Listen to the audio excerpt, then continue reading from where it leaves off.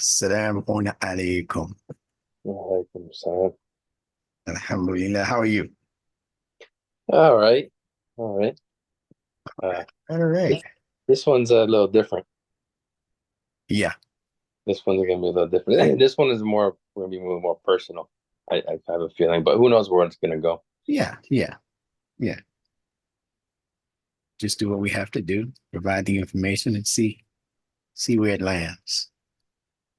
Okay. But the beautiful thing about things that are personal is that because each person is a prototype for the rest of humanity, if somebody else happens to hear the information, I'm pretty sure they're going to be able to benefit from it also. That's the That's beautiful thing. But that becomes your choice. We'll see that's where it true. lands. That's true. That's All true. right. So we're going to be talking about some words that are very, very influential in the field of relationships. One of the primary concerns for most people, I would say, on Earth is how to continue our existence into the unforeseeable future. I think that most sane people have a concern for what happens after I leave here. Am I going to have children? If so, how am I going to raise them? If I'm going to have children, who is going to be my partner to help produce those children? So these are concerns that you don't have to have a PhD or a master's degree in order to be interested in. So we're going to, as you know, we're going to delve into some of the meanings of the words that we use in relationships, and we'll pretty much be sticking to the English language for this. And someone asked me a question in one of the YouTube webinars. They didn't actually ask me a question. They were actually questioning me through their comments. They were actually appealing to other people to give them the answer that they might have thought Instructor Bilal wouldn't know how to give them. And of course, it was someone who believed that the Arabic language is the end all, be all, the be all, end all to language. And that if you don't grasp the Arabic language and learn about all of its nuances, you won't be able to understand the Quran, and you pretty much won't be able to understand life in its true context and importance. And that leaves out a sizable number of humanity, doesn't it? You know what I'm saying? So if they're believing that the Quran is universal and that it's for all people, then they should start scratching their heads about how we are to implement the Quran so that it becomes a benefit for al-alamin, for all of the creatures, for all of the humans, for all of the types that Allah intended this book to be for. And it takes more than just a cursory reading of the Quran to come across the truer meanings of how the Quran and its wisdom is to be applied generally, not just to the Arabs, not just to the Pakistanis, not just to the Europeans, not just to the people of Africa, not just to the people of the islands, but we have to be able to interpret it in a way where it clearly has the stuff necessary in its knowledge, in its wisdom, in its understanding, so that every human being is able to benefit. Does that make sense? I'm going a different route. I'm going the scenic route now, but we're going to get right back to the subject of relationships and marriage and so forth. In the Quran, Allah makes several statements in several places, which should cause us to indicate that the Quran is indeed addressing a universal audience, all of whom which obviously are not in contact with the language of Arabic. And I mean some very important features of the Quran. For instance, Allah says in the Quran that the Hajj is a duty that humanity owes to God. It didn't say that Hajj is a duty that Muslims or the mu'min owe to God. Those who have taken Shahada, you know, the Shahada tame breed, they're the ones who, oh no, the Quran says that Hajj, that journey that people are taking at least once in their lifetimes, even though that commandment is not in the Quran that you have to go to Hajj once in a lifetime, and you know, it's not in there. But the point is that if humanity owes that duty to Allah, there are Christians on this planet, there are Jews on this planet, there are Muslims on this. All of these groups belong to what are called An-Nas. And Allah says that An-Nas owes that duty to Allah. So that's one very glaring example of the universality that the Quran's ilm, that its knowledge, its sciences are actually pointing to, for us to begin to think harder than we've been thinking as quote unquote Muslims. We should be in 2024 examining the Quran for its universal application to all people. We're living in a one world system now, where what happens over in Gaza, what happens over in Israel, what happens over in Egypt, what happens over in Pakistan, what happens over in other parts of Europe and Africa and these places, it can happen 10 minutes ago and we're receiving the news immediately. We are one world right now. Literally, we just don't live together, but we can capture a picture from somebody in Botswana and shoot that picture across the sky. It ends up on the internet. And in fact, it can come to us in real time, man, delayed by maybe a fraction of a second from across the planet. So we are one world. We're not what the world was 1400 years ago when the Quran was first revealed to Muhammad the Prophet. There's no way the minds of the people in the world at that time could have even fathomed what it is we're exposed to now as information. You got some knuckleheaded Muslims, they think that the best grade of information was when the Prophet was physically here teaching them. And that the grade of value in terms of the message of the Quran has only dissipated in the last 1400 years. That doesn't make sense because that's not how nature works. Nature gives you improvements with time. Nature gives you incremental movements towards excellence. What baby comes here excellent in the sense of human performance? Zero. What animal comes here excellent in terms of its performance? The colt drops out of the mother's belly, the horse's belly, and it's all, it's not steady, it's not sturdy. See? It has to grow the muscle content, and it has to grow the ability to be able to discern what's going on in its environment.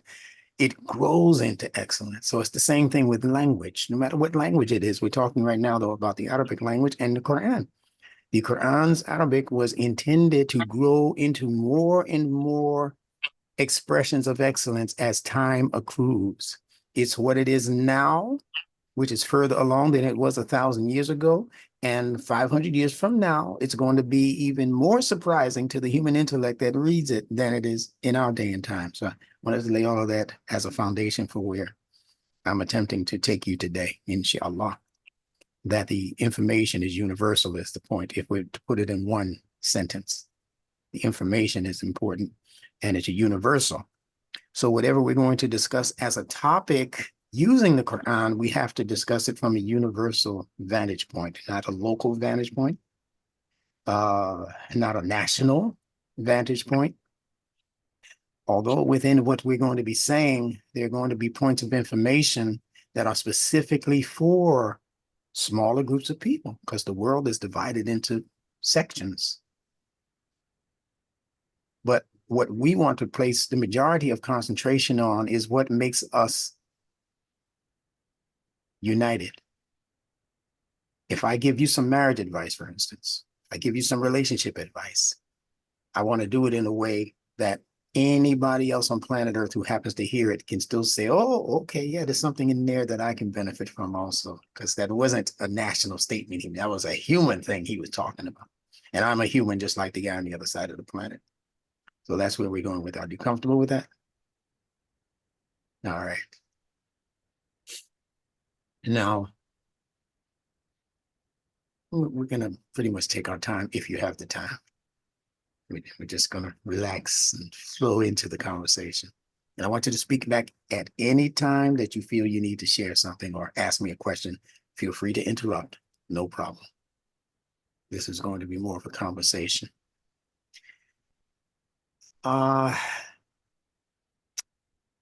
First of all, I want you to look at the English word marriage. No, let's not start there. Let's start from the English word relationship. So you're going to have to do some spelling and calculating in your head because I don't have the advantage of putting things on the piece of paper. Actually, I do have one piece of paper that I prepared for you. We'll look at that in a little while. But look at the word relationship. I want you to just quickly break that word into pieces for me.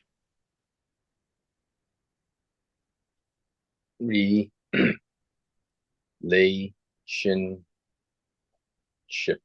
There you go. Now, what does that prefix re mean most of the time? To repeat. You got it. So now let's look at what the scholars who put this language together and these words together were asking us to repeat. What's the next part of the word? Lay. After that? Shin. Okay, so let's say lation. Now, an important point in understanding how to break words down is that they don't always have to make sense in terms of you being able to find it in the dictionary, because there's no such word as lation in the dictionary. But there are other words that are related to the word lation. You mentioned one, that's late. But then there's another one that also is related to the word late. What's the different word? What's a different way we can use the word late in our language?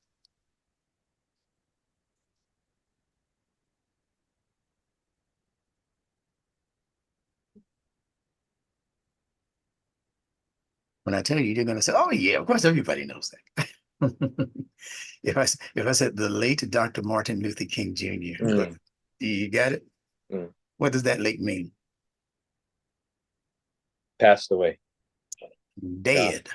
Don't be afraid to say it. It means dead, out of here. Gone. Yeah. All right. Bygone. Late. All right. Okay. Let's put these concepts together. The word late gave us the word lateral. Lateral. What does lateral mean? Up and down. No, not up and down. If you're talking about vertical, that's the opposite of lateral. So what is lateral? Horizontal. Yeah, exactly. It's a synonym for horizontal, and horizontal is going this way. Vertical is going that way, right? Okay, so lateral means this way, from east to west, or whichever way you want to phrase it. So lateral is just a different way of saying that it's laying down. Now, what is the typical feature of dead people after they die and are buried? You get it? They're laid out laterally. They're laid out horizontally, unless you're from ancient Egypt where they used to bury the kings and pharaohs standing up, whatever, right? But generally speaking, for populations around the planet, they're going to be laid out laterally. Those are the people who have become late because they are lateral. They are laying down They are lifeless. They are dead. They are what the Quran refers to as mate, M-A-W-T, mate. That means dead. And not always dead in the physical sense. You can be dead intellectually. You can be dead morally. You can be dead spiritually. And the Quran is referring more to those latter meanings that I just gave you outside of the physical death. The Quran is not really concerned about physical death so much. The Quran is concerned about the death of parts of the human existence that when it dies, it can cause catastrophes on earth. If a person who's a tyrant, like Fir'aun was in the Quran, like many people on this planet have been in their lifetimes as leaders and people of power on this planet, they have been tyrants. They were physically alive, but they were morally dead. As far as their sensitivities to human beings, they were dead. They used to kill their babies, throw them off the nearest mountain. The ancient Arabs, as we know, used to kill their baby girls, drowning them in the ocean or burying them beneath the hot sand. They tortured the man called Bilal in the time of Muhammad, and by placing him up to his neck in the burning hot sands of Arabia, that as the story is told. Tortured the man till he couldn't speak, could only say Ahad, Ahad, lift one finger at him. That's all he could do to express himself. Those were people who were morally and spiritually dead, although they were walking around on their physical feet. So the physical death is not the worst death, is my point. If those tyrants had been dead physically, we'd say good riddance. And there would be no more need to fear them doing anything else to you after they are physically dead. But if they remain physically alive, but become socially dead, emotionally dead, rationally dead, intellectually dead, they can still become a major problem for people on this earth who have to live with them and around them. Make sense? So the worst death is what's being addressed in the Quran. That's the death of the inner person that Allah intended to grow into a level of excellence that would assist other people, not burden other people, not torture other people, not oppress and depress other people. So that's the first takeaway.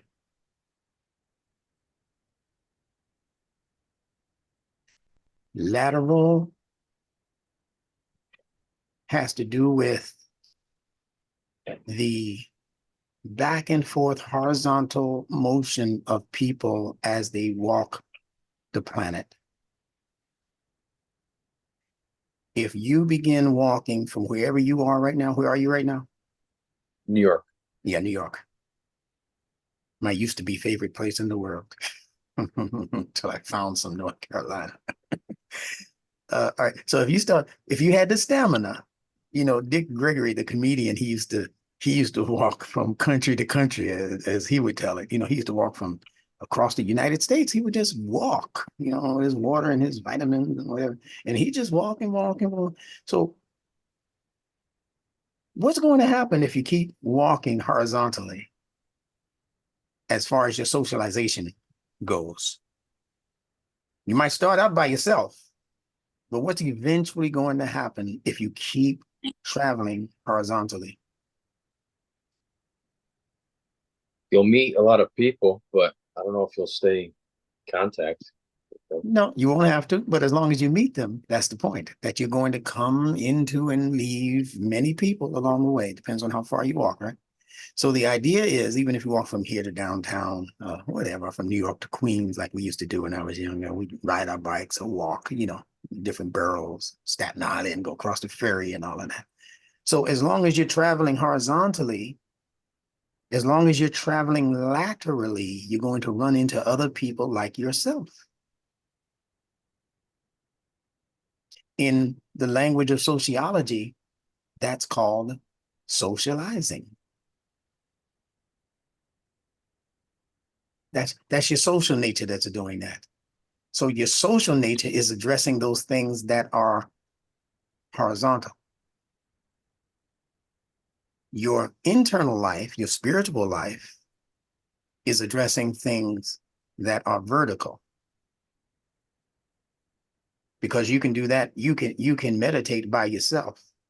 You're probably better off than trying to do it in a whole group of people who are having problems with meditation. Okay?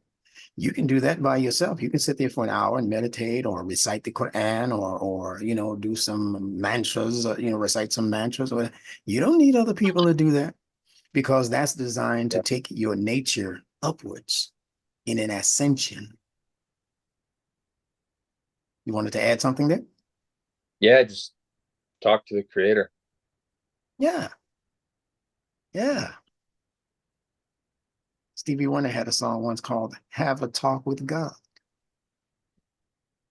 When you're feeling life is hard, just go have a talk with God. He didn't say God and Susie, God and Peter, you know, just have a talk with God. We say Allah, just speak and Allah hears you. So that's vertical. All right.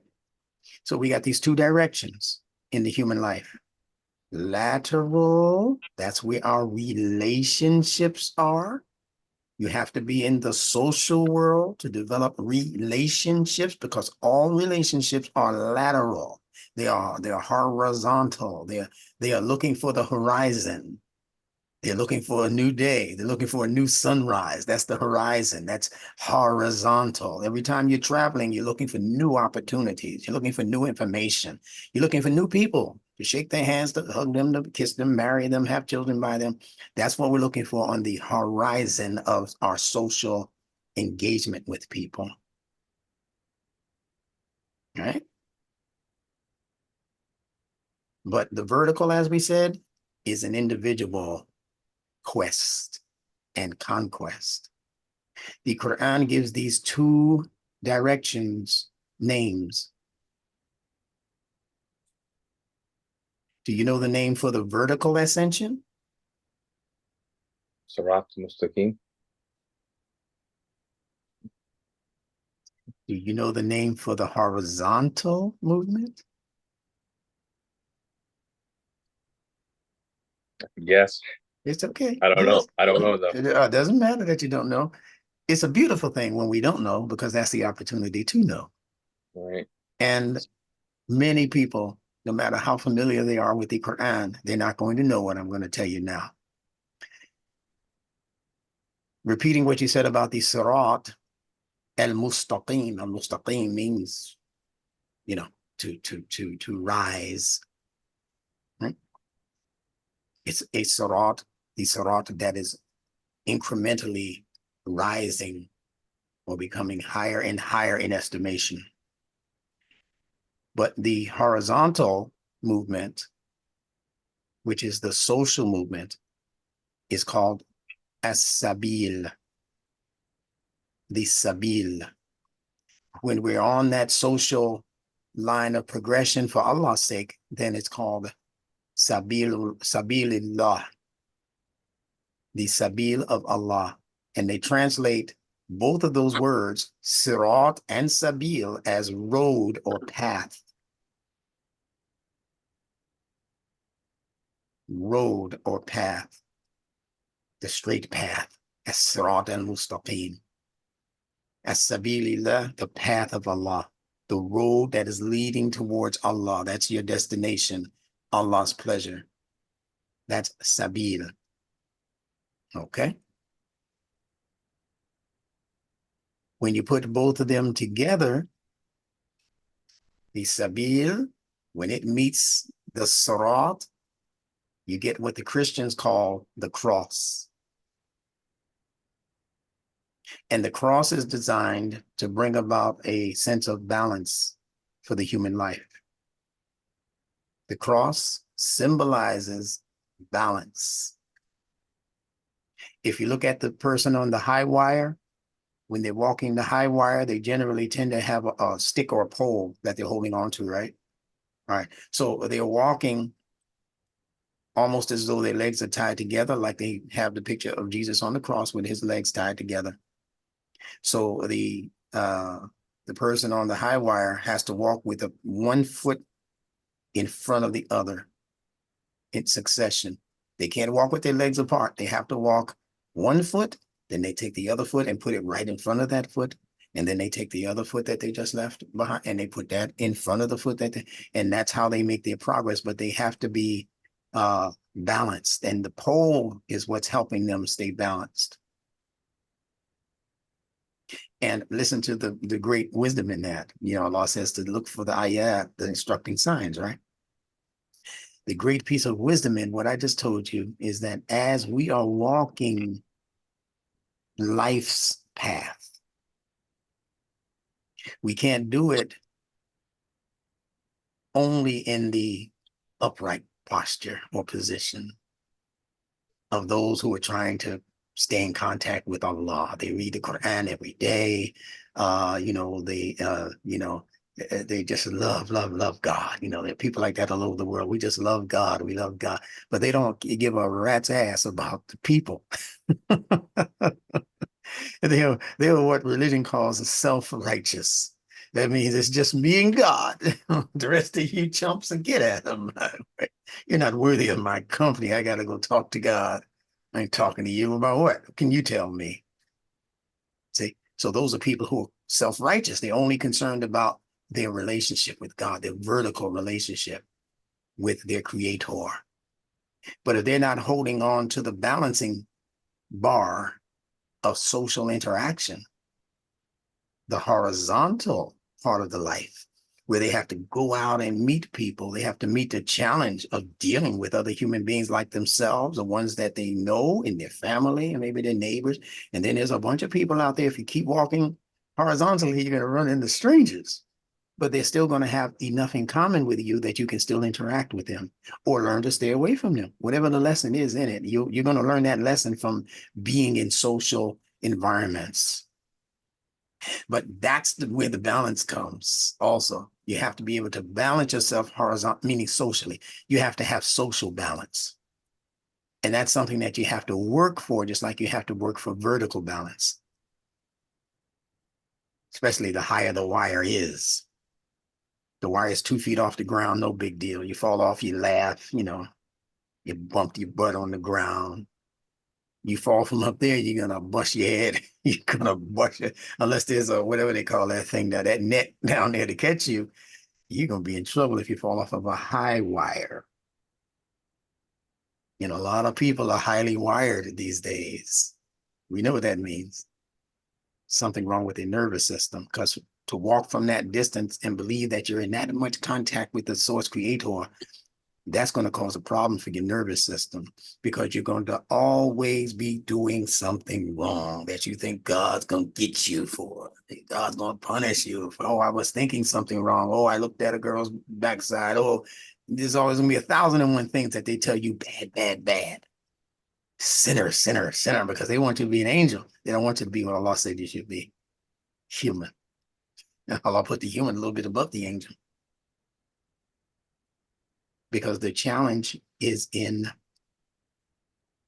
the acquiring of balance.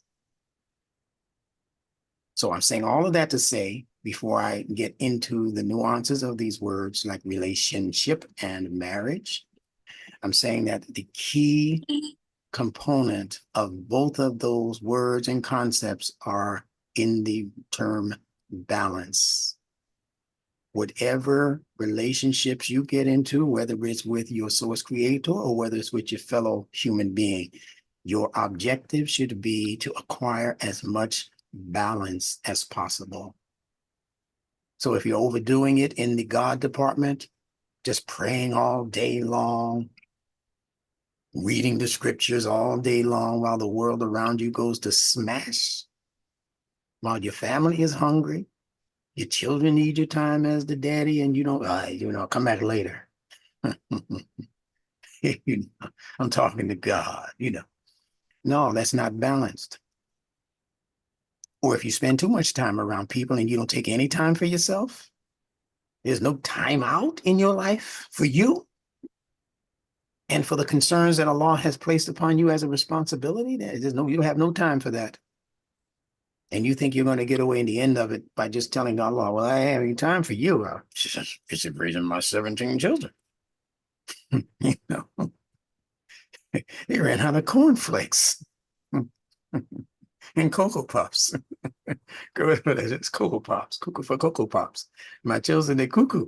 I got to go make sure that they stay satiated, you know. So what I'm saying is the key, again, balance. When you look at the ancient symbol of ancient Egypt, called the Ankh, A-N-K-H, the oval on top, the cross on the bottom beneath it. You know that sign, right? That symbol? Yeah, that's called the Ankh. And I'm going to show you how the Ankh is connected to the Quranic word nikah, which they translate as marriage. The Quran is addressing universal systems of knowledge. It's addressing al-alamin. It's addressing all systems of ilm, or knowledge and science. So if there was a system of knowledge and science in history that deserves to be revisited for purposes of purifying what might have been made corrupt in that knowledge, Allah doesn't throw the knowledge away. He doesn't say what ancient Egypt discovered is absolutely 1000% polluted. He doesn't say that about the ancient Vedic system of ancient India and these places. You know, that's he doesn't just take it and chuck it and throw it into the garbage can. That's not what Allah does. Allah is the great purifier. The Quran is here also to purify knowledge, because Allah says that he is not a waster. So he says, so be ye not of the wasters, because the wasters are the brothers of Shaitan. Now, with such a strong statement like that, allow for Allah to allow us to waste knowledge that's good and useful, that built societies, that built kingdoms in the past? No, he's just going to purify it, and he's going to show you how to balance that knowledge out so that it benefits not only you and yours, but benefits everybody that comes in contact with it, that has a morsel of a brain to think with. And it's going to put them into an evolutionary mode of development, so that although they began here on the social level, they're eventually going to cross paths with their vertical ascension. And they will be that cross that the Christians, if they only understood what the cross means, that's what they would be looking to achieve. The cross that the Christians have, if you take the depiction of so-called Jesus off of that cross, the human that they put on there, you know, like the Scarecrow in the Wizard of Oz, you know, if you take that image off, and Christians, if you hear this, don't be mad at me, that's not Jesus. That's not Jesus. First of all, Jesus wasn't from Europe. He wasn't a European. It's a European they got on the cross. They started him out with blue eyes, blonde hair. You know how the whole thing. So that's not Jesus. So don't get mad at people who say that's not Jesus. They did the best they could, you know. But it also brought into the world a whole lot of unnecessary racism and concentration on white skin as being superior. All right. So you take that image off, because the image of Jesus in and of itself is a cross, even if you remove it from the wooden cross, right? Take him off. Don't change his posture. Let's say rigor mortis set in and he's stuck like that. You take him off of the cross. That's why the Bible says they had to break his arms to get him down, because rigor mortis had set in. So he's already a cross. Now, if you put the cross of his body onto the pre-existing wooden cross, now you got two crosses. And the world calls that double cross. So the people who established that in the language of religion were saying to each other who understand that language that we are in the process of double crossing the world with this concept. The Quran had to come behind that and say that he was neither killed nor crucified, but it was made to appear that way. Because what that Jesus represents is in you. And Allah is always busy resurrecting what's necessary to keep humanity evolving from level to level to level, and no trick of Satan can stop that evolution. He didn't create it. He can't stop it. Not even with all you see that's going on in the world today. In New York, you're in one of the worst cities to be living in 2024 right now because of the shenanigans in the political and economic realm. But that's not going to stop humanity from evolving. It might die over there where you are, but it'll pop up somewhere in some small, island somewhere. Might happen in the Himalayas or somewhere, amongst a whole new group of people. Allah does that all of the time. He lets this population die out, and he gives new breaths of life to people far, far away from there. And it ends up balancing out in time. Now, I'm not going to go down that rabbit hole, but just wanted to say these things for people who like to study on that level. Now, nikah is the upgraded idea that grows out of the ancient Egyptian word ankh. Same exact letters, just transposed a little bit. Nikah, Nikah, ankh, Ankh. Same letters though, basically. So how is this Egyptian cross, which is a cross that was from a land that was originally called Kemet, you probably know that already. How is this cross related to marriage? Nikah, if that's what nikah means, we talk about that too. Because you have the intersecting of two, or the interrelationship, I should say, of two ideas. One is the oval, which is obviously feminine. Then you have beneath it, this is beautiful, as a defeat of sexism, specifically. Not above the oval. In the world, they say, James Brown, this is a man's world, but it wouldn't be nothing without a boy or a girl, without a woman or a girl, whatever. Right? So this world has placed the female beneath the male. Arijalu, Kawamuna, Arda, Nisa. The man is the maintainer and provider above the women. It literally says that in the language. Arda, Nisa. Not next to Nisa. Arda means on top of. So even the corruptors of the Quranic language embedded racism and sexism right into the readings of the Quran. Gave it to us as the Quran, but it was really the readings of their own corrupted scholars and what they wanted to bring the world into psychologically. They wanted the world to think that Allah created the woman to be beneath you. We're still talking about marriage. They wanted the world to believe that God, the creator, created the female to be beneath your feet. And that if she does something wayward, or if she does something that's out of sorts, then you have, as a third option, put her in her place. How is that a book for all people? God gave permission to the male, to a knuckleheaded male. He doesn't even have to be qualified, according to this ayat. This is Surah 4, ayat 34. He doesn't even have to be qualified. He doesn't even have to be taking care of his responsibility. All he's got to do is detect that she did something off.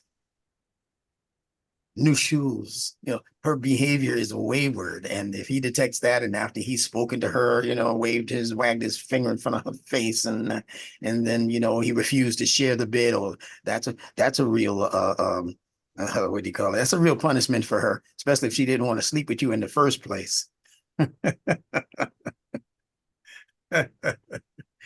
She said, what does Allah say do after we argue with each other and that doesn't work?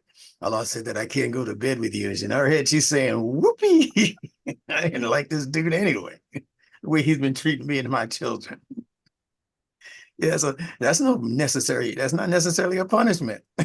And those females that might hear that, they go, he's on the case with that one. And then if that doesn't work, then beat her lightly. Some people put lightly. There's no word for lightly in that phrase.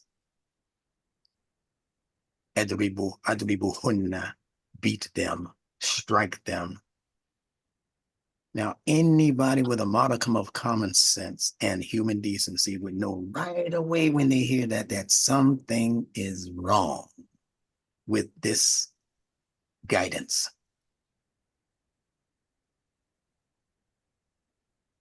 But it has resulted in thousands upon thousands of females in the Muslim world being beat, mocked, tortured, screamed at, kicked at. They have to hide under the bed when they know the husband's coming home because he's coming home enraged about something that he's going to say she didn't do or did do or didn't do or whatever. And she needs to be punished. And I'm God's hand on earth to punish her. And that ayat, because it's been severely mistranslated, has caused Muslims around the world to become tyrants as males in the household. Chauvinist. Chauvinists for sure. Not all of them, because many Muslim men that I know, they just say, well, the prophet said he never put his hands on his wives. So, leave that for when it's maybe necessary in the future. I don't quite understand why Allah is saying we can hit them if we disagree with them, or if they do something like kind of out of sorts, like disagree with me. I told them to get me some hot sauce when they went to the supermarket and they came back with ketchup. Oh boy, beat them. That's how cuckoo some men have become as Muslims. And this reputation for being outrageously extreme is what causes many people around the planet to look at the Muslims and say, yeah, the religion sounds good. I mean, it sounds like it has some good moral, decent principles. And I've heard this come from many females, but I can't get with it because they advocate beating their women. That's the one thing that's stopping them from becoming Muslim. They said, no, I can't get with that book. This guy says that he can beat me if he doesn't, in a severe disagreement, or, if he thinks I did something incorrect. No, I can't get with that. And I know it's much more to it than that, but that's the bottom line for a lot of men. They believe they have permission from God to strike their women. Yeah, but the prophet said with nothing bigger than a toothbrush, than a miswak. Yeah. You have to read the hadith, though, to find that out. It doesn't say that. There's no miswak in the Quran. It doesn't say beat them with a miswak. Allah could have put it right there in the Quran. Surah 4, ayah 34. Lastly, beat them with a miswak. He could have put that in there. But they had to soften the blow in the hadith that they started to invent so that the Muslim world wouldn't go completely nuts. All right. So that oval over the ankh is the feminine principle, not the female, the principle, the feminine principle. The feminine principle is a principle that allows things in. It allows things into it. Into it. That's where you get the word intuition. And female intuition. You've heard of that. All right. So the oval is really the depiction of the feminine opening that we call the vagina, the womb.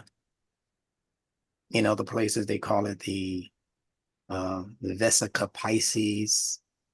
That's what it's called in India, and it's a womb. So all things that take on the oval shape or the round shape that allows things into it are considered to be feminine principled objects, whether it's in a human being.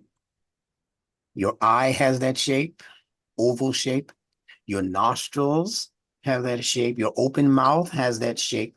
All things that have that shape allow things into it and out of it also. We take in vision, but we also send our vision out. We take in oxygen, but we also breathe out carbon dioxide. We take things into the mouth as food, but we can also send things out of the mouth as language and communication. Make sense? All right. So this is what these symbols are speaking to. And it's very important, Zach, that we understand and seek to understand the deeper meanings of these things. That's the point that we're at in history right now. We can't continue to be satisfied with kindergarten language and religion. That religion has been feeding us for many thousands of years now. We have to begin developing an appetite to grow up internally in terms of our understanding. Okay? So that cross beneath the oval of the Ankh represents the masculine principle. That cross goes in 4 directions, like most males do when they go out to socialize. They are the gender that has been freed up by the Creator to travel outwards, to go out, to examine. So it's actually the male that represents those who have the freedom to venture out, to socialize, to bring back the goods for the family, for the neighborhood even. So it's the feminine principle that allows things in and that is supposed to be regulating that which it is standing upon or being supported by. So the cross on the bottom of the Ankh is supporting the oval. So they say the men are the maintainers and supporters or providers for the women. It still fits in there, although the Quran is not really addressing the male and female gender in that ayah. It's not talking about the male and female gender. It's talking about the masculine and feminine principle operating in the human intellect and in the human soul. Allah is addressing internal properties, internal manifestations of excellence that leads you to your pinnacle life, and also of that which brings you down to the lowest of the low. All of these things are being enumerated for us and given a detailed analysis in the Quran. We think it's talking about other people and other armies in history and Pharaoh, the physical leader of Egypt 5,000 years ago. We think it's talking about those external things, whereas the Quran's primary objective is to familiarize us with the internal. Because once you've mastered the internal, the external environment becomes a piece of cake. Because you already have the template for it. It's built into you. How are you going to balance the community, bring balance and sobriety to the community, and you haven't reached a level of internal balance and sobriety? So the Quran gives you the detailed, nuanced information as to how to develop yourself.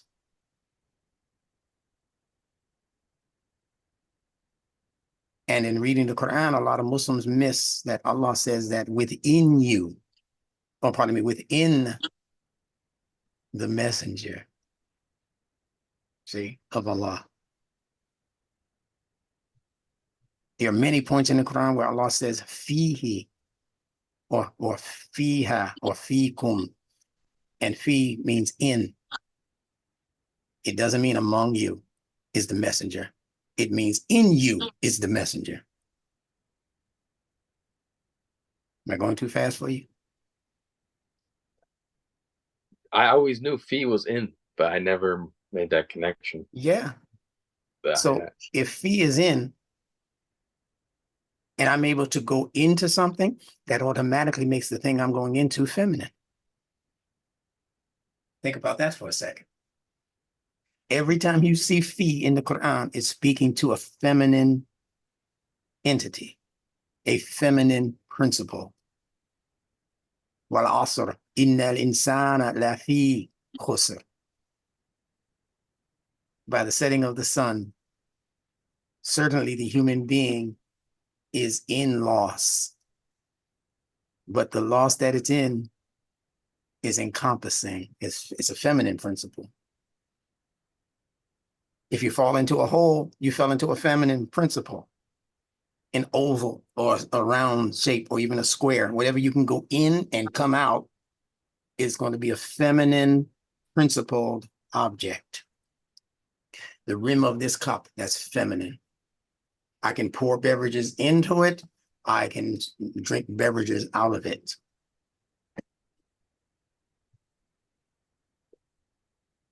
I can impregnate my wife by pouring sperm into her. 9, 10 months later, she'll pour out a baby. That has to come out of her. I'm going to show you that science in the word marriage. All right. Now,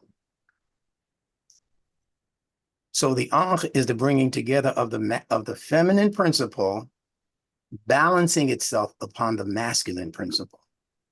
The feminine principle balancing itself upon the masculine principle.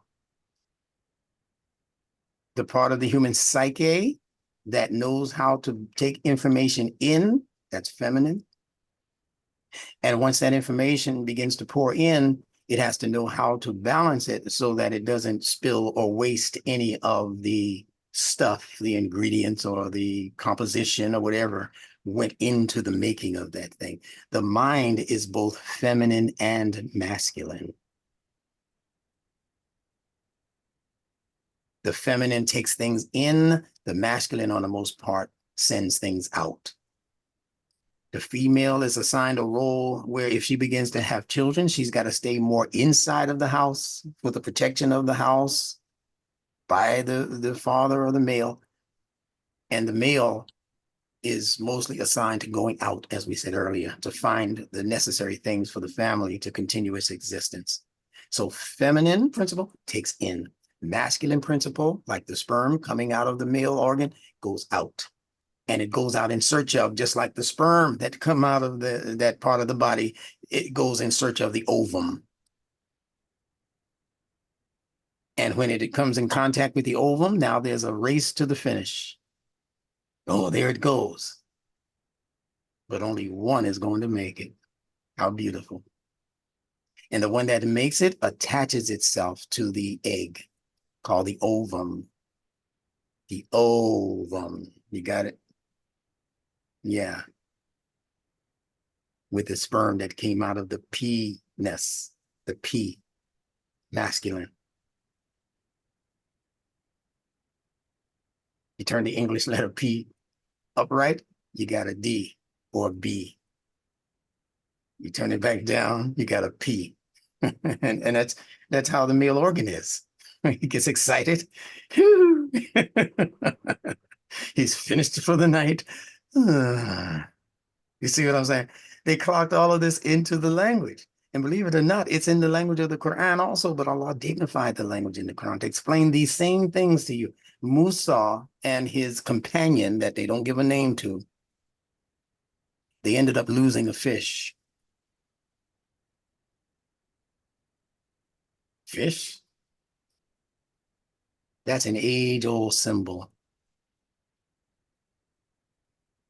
for generative fluid coming out of the male. And it comes out and swims its way toward the ovum once it's in the female. These symbols are not cartoon images for us to read and, giggle over. The symbols that Allah has given us in the Quran are the absolute upgrade of what all previous scriptures in history have provided for those people in those times.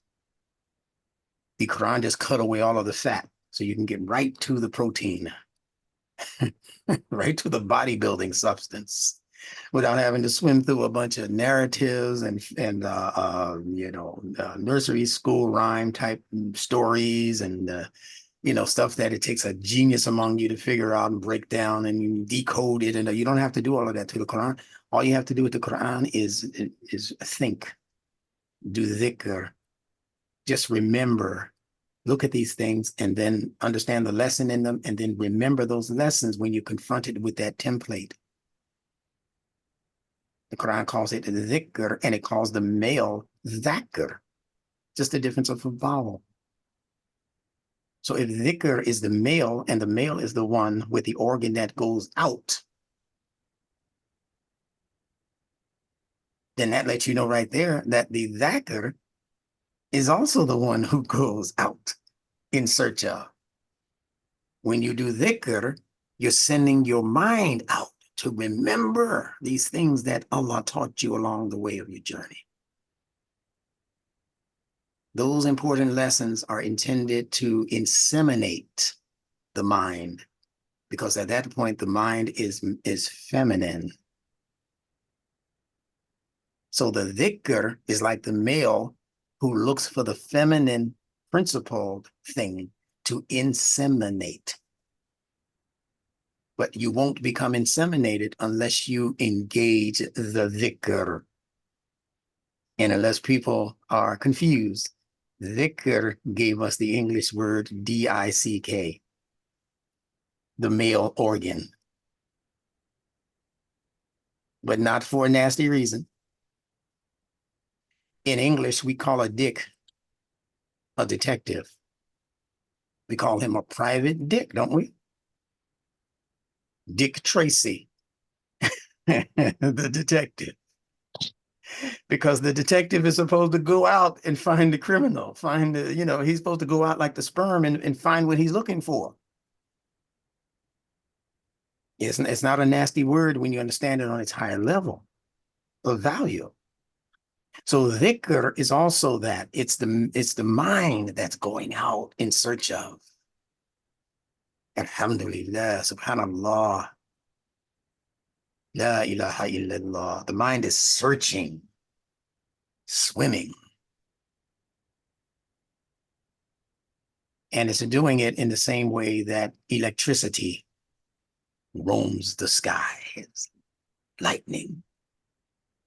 It has that R at the end, which is electric. Dhikr, dhikr. That's electric. That's how you know right away that it's masculine.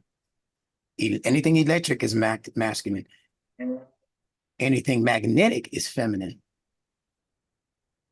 So he's called the dhakr because he's going out like electricity, like a lightning bolt.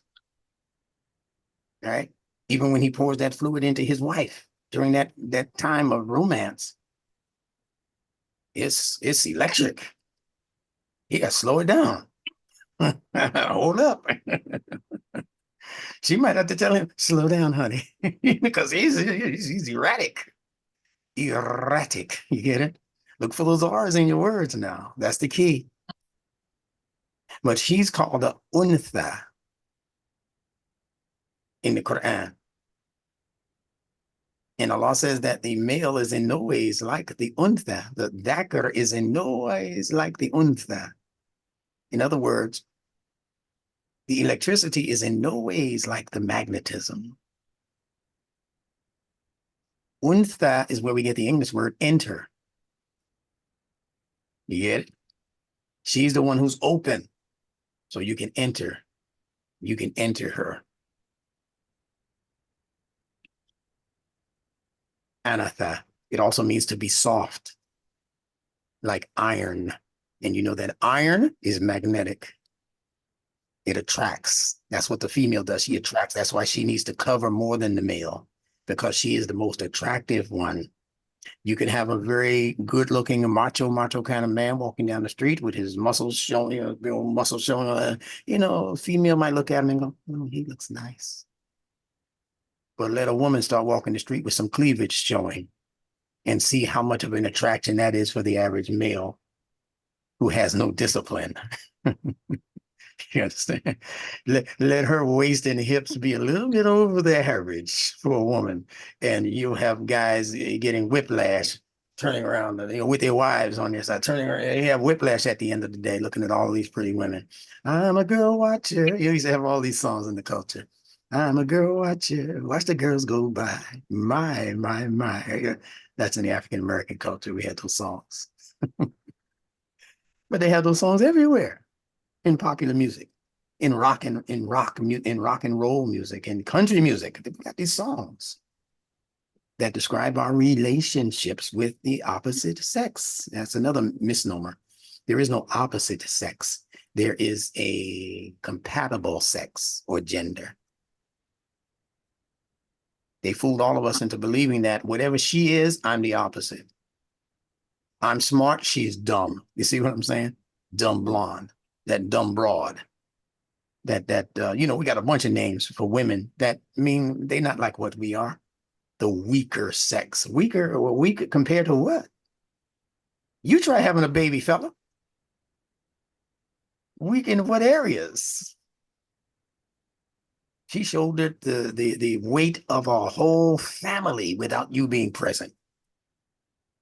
You left her for another woman, and you left her with 4 children, 5 children, 5 mouths to feed, and to clothe, the bodies to clothe, and to educate, and she did all of that by herself for the last 20 years without you. But she's the weaker sex. That's the balance we have to retrieve that we were talking about in the beginning of this conversation. Now, remember, you can stop me at any point and make a comment or ask a question. Yeah, I know. Okay, as long as you know. As long as you Yeah, know. All right. But this is good. Now, nikah does not just represent a union between the male and the female in so-called marriage. Nikah represents the union of any feminine and masculine principle in the universe. Any masculine and feminine principle that are compatible with each other. I'll give you a, for instance, the leader of a company, a business, and his or her employees, whoever's leading that business, whether they be a man or a woman, the head of a company, the president of the company, that's the masculine principle. That's the one that's shooting messages out. I need you to do this by this date. I need you to make sure that this is in place by this month. That's the leadership. The leadership is masculine. Has nothing to do with being a male or female. Has to do with the principle of operation in the action that they're governing over. And anyone who's receiving that communication, receiving those dictates, receiving those commandments, if you will, they're on the feminine side. Doesn't matter if they're masculine or male or female. If they're receiving the instructions from their boss, from the higher up. And, during the act of sex, very often the man is the higher up one. He's on top. These are just signs in the fitra. So the company becomes the feminine entity, and the leader becomes the masculine entity. And he inseminates the company, the feminine company, with his, what they call dictates. You think that's an accident in the English language? These people put together a very clever language that speaks code language to them and their children and grandchildren, while leaving the rest of us out here not knowing what they're talking about. A dictator? Yeah, that's what he is. But it ain't Dicker. Now, that's one of my questions to you. One of my other questions okay. about the source of the English language, but we don't. That's totally off topic. So, but maybe another day. Nothing is off topic. Now we're going to get through these couple of words, and then I'll open up and you can ask whatever you want. I'm not rushing you today. All right. Now, nikah again is the coming together of any masculine and feminine principled anything. When you're accepting education from somebody or accepting information, that's another clue. Any words in English that begin with in is feminine as a principle. So information is feminine. You got that? Can you think of any other words that begin with in? Intelligence. There you go. Intelligence is feminine because it can become inseminated by an outside agent, just like the female becomes inseminated by male sperm. And when it becomes inseminated, it has the possibility of growing something within it. When you take in information and you begin to think about the information, it's going to have the ability to bring about new birth in you, new possibilities. Wow, I never knew this before. How do I use this? Just like you're doing right now. You're being inseminated by Instructor Benjamin Bilal, and ain't no mesputo in it. There ain't no gayness or nothing in what I'm talking. Yeah, it's conceptual. So yes, intelligence, the intellect itself is feminine, but what it produces as an expression is masculine. When you take in the information into the intellect is supposed to give you back an expression. Any words in English that have EX on the beginning of them are masculine principled. Give me a word that begins with EX. Expression. Exit. Exit. That's what the sperm does, right? I hope this is becoming clearer to you. It will, as when you listen back to this, you're gonna whoa, and you take notes, especially stop it and say, oh man, let me look into what he's done. Let me find 5 more words that begin with IN. See, that's how people should be studying. I can't give you all of it. I just give you hints and clues, and you take it the rest of the way. Let me find another 7 words that begin with E. All you gotta do is go to the dictionary and look up EX and see what comes after. External, you know, you got to come up with a bunch of words. Okay. Incubator. I wish there was a book that just gave all the rules, like all these rules that we talk about. I have 20 of them. just to get all 20 of my books and you'll have it. But listen, I'm working on a document now and let the learners know. I'm working on a document to end all documents. Yeah, something like that. Can I talk to the learners for just a second? Excuse me for 1 second, Zach. Okay. Learners, this is why I need your support. This is a commercial. Okay, Zach, you don't mind me doing the commercial during that session? Learners, dear learners, salam alaikum. I need the time and the wherewithal to be able to seclude myself to myself for maybe a good solid week without any webinars, without any classes. You guys are going to have to do the classes. That's what I've been preparing you for all of these years so that you can take over when I have to bow out for a minute. Because I seriously need to go into my own cave called Hira and come out with some revelation. And I'm telling you, Allah gave me such a wealth of clues and hints in language, English, Hebrew, and Arabic. But I need the time and the space and the freedom from bills and then all other concerns. Right? I need just the time. I'm telling you, if I had a good, solid, straight week, you learners, if you give me 2 weeks, it's over. But I need almost from sun up to sundown. And y'all know I don't go to bed generally until about 2 or 3 in the morning on most nights. And I got to stop doing that. I need to get more rest. Okay. So if I can do it so that I end up like a normal human being, before the sun comes up, get up, do my meditations.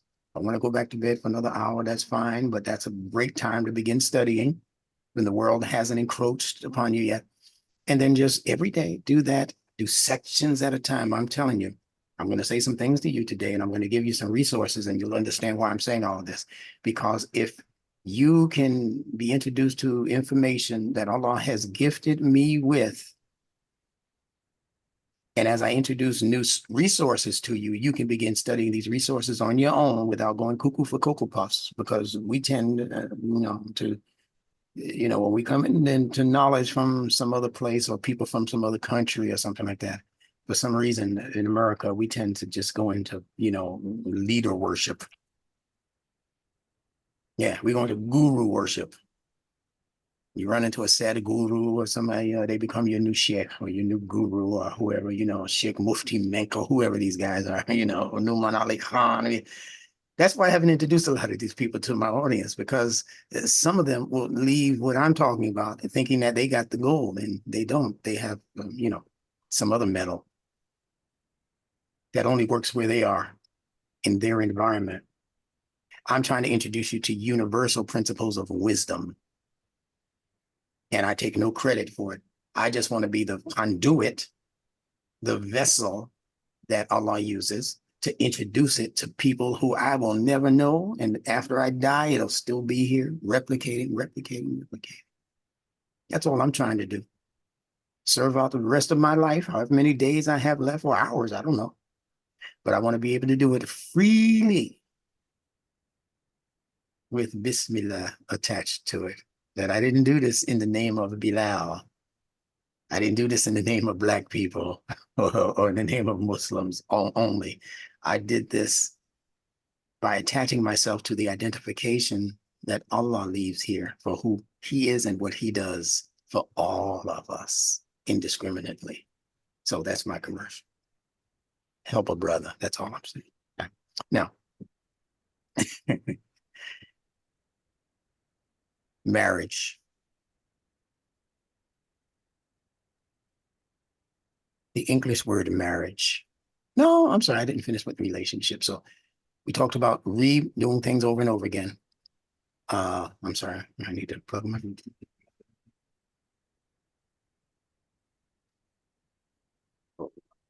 my cord got away from me.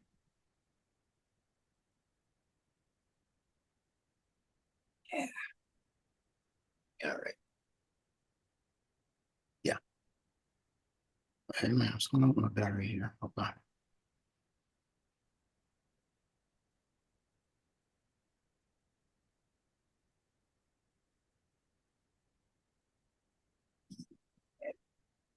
Okay, we're good to go. So we dealt with the RE prefix in relation or relationship. We dealt with the LATE in the word lateral, late and lateral, being horizontal, social.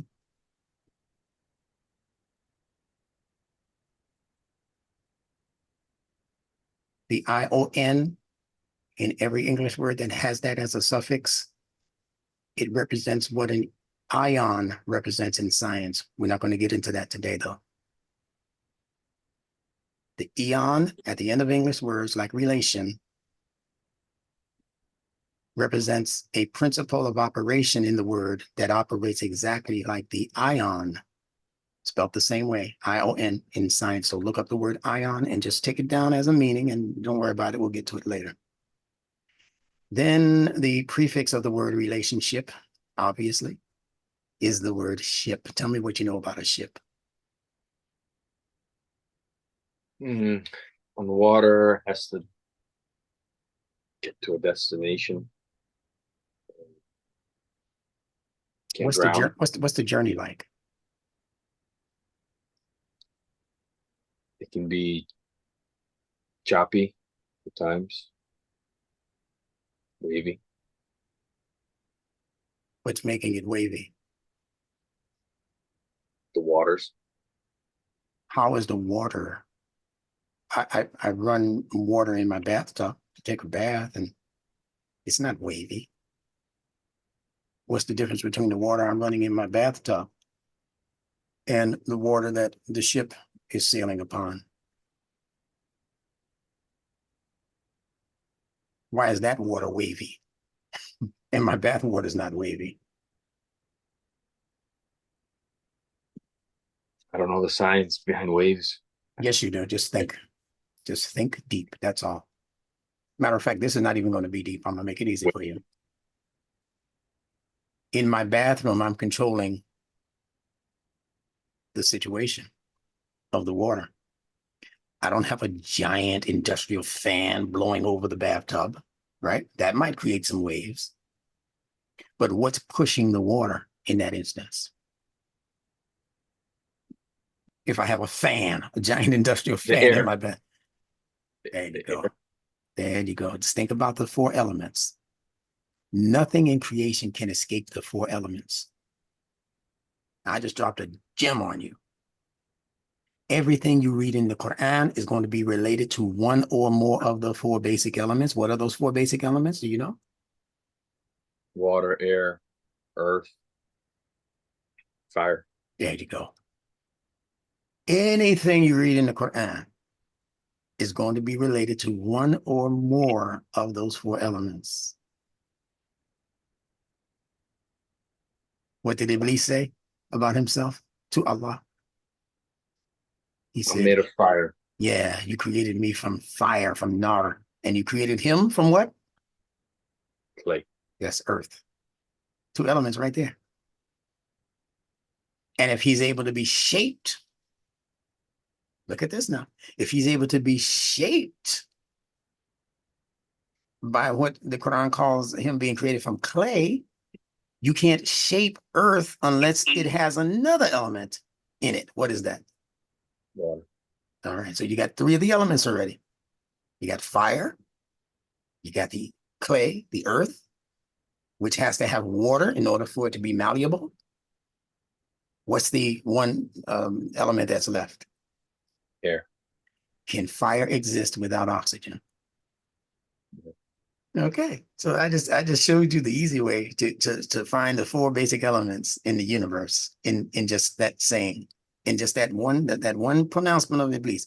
You created me min nar from fire. You created him min tin from clay, from malleable clay. The four basic elements are in there. Now, once you understand what those elements mean on the higher level, the more esoteric level or the abstract level, now you're able to apply what each one of those elements are in you. That's the purpose of the Quran, to show you yourself in the mirror in all of your excellence. So there's a fire nature in you. How would you describe when fire is in you? Anger. That's one way, anger. Give me another way.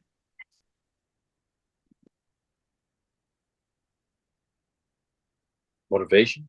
Motivation, yeah, the fire of motivation, yeah.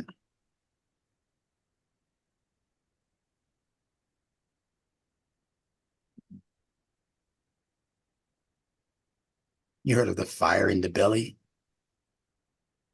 That's motivation. I'm all fired up. Let's get this job done, right? That's motivation. How about fear?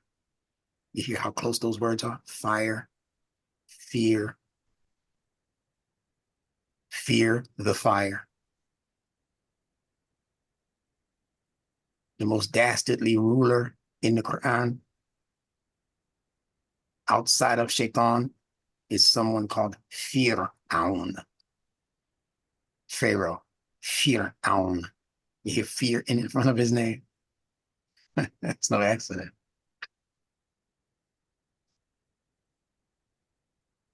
In the English word far, the same exact consonants that are in fear, because the things you fear, you want to stay far away from those things and those people.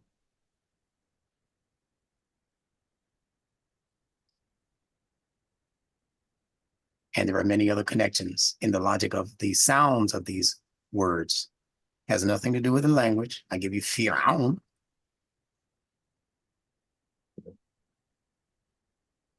Yeah, the FR together represent something that is at a distance or should be kept at a distance, should be kept far away.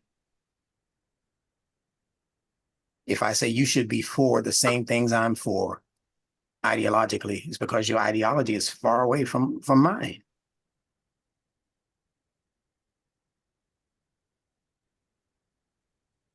If I say Are my you saying dog, if I say my dog is very, very hairy, he's got a lot of fur, that means it's going to take a little effort to get to his skin if you have to shave that poodle, because the poodle has a lot of fur. I mean, there's a lot of stuff between your hand and its skin or its real body, the fur. And then aun, fir'aun, aun is related to the word ain. That's a letter in the alphabet, the Arabic alphabet. And ain means the eye. This eye, E-Y-E. And you know, if someone is in real fear, they could be playing tough, but if you know where to look, you can actually see fear in somebody's eyes. But you can't be far away from them.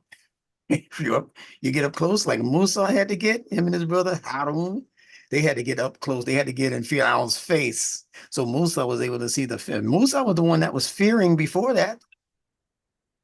I'm afraid of what him and his homies might do to me. Allah said, "You going in there? I got your back. Don't worry about it." And he got right up in Pharaoh's face, and he must have detected that there was fear in his ayn. And you know, the ayn also means the straining of the eye that produces moisture, liquid, tears.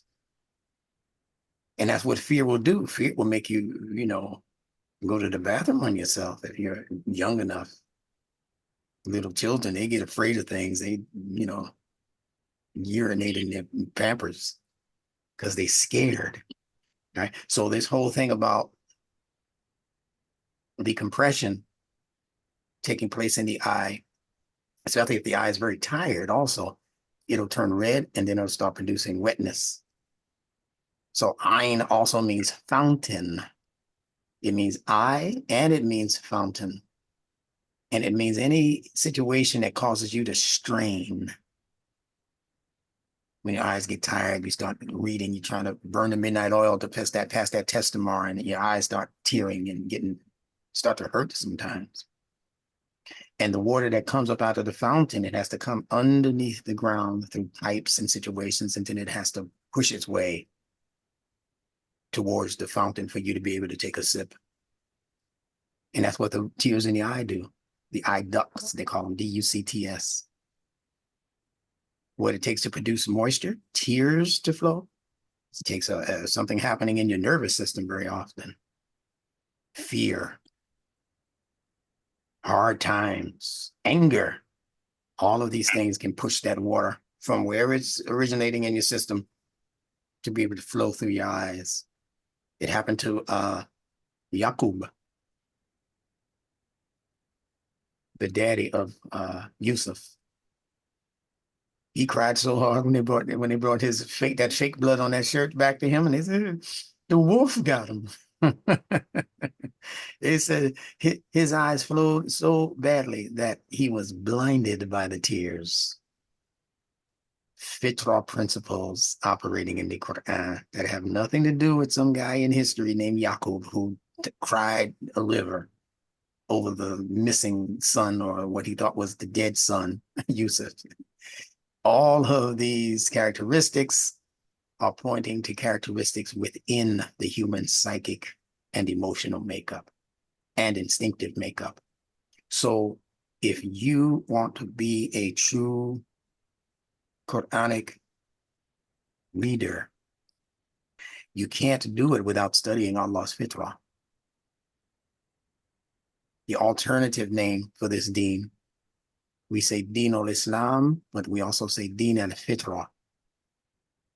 So if you're not studying, I asked some Muslims who have been Muslims for life, do you know about the fitrah? They said, what is fitrah? I've never heard the word fitrah. I said, you read the Quran? Yeah, I read the entire Quran, Hafiz. And you haven't come across the word al-fitrah? That means you're just reading just to read. You're not reading for understanding, because you would have come across that word in Surah 30, Ayat 30. So when you ask most people, they may have heard the word al-fitrah, but they don't know how to explain it. So most people now know enough to say the nature, you know, the nature, the inborn nature, but they're getting that meaning from a hadith, not from the Quran. The nature upon which things are created. They know that from reading the hadith about what the Prophet supposedly said about every child being born al-fitrah, upon the fitrah. And that's good enough, because that's correct. But you got to go first and foremost to what the Quran says about al-fitrah. In fatara nas alayha. when he speaks about the fitra and the root letters in fatara that make up fitra, the past tense verb. When you understand what that's talking about, oh my goodness, you ready to roll now. All right, but I'm not going to go that way. That'll become confusing. So let's get back to marriage.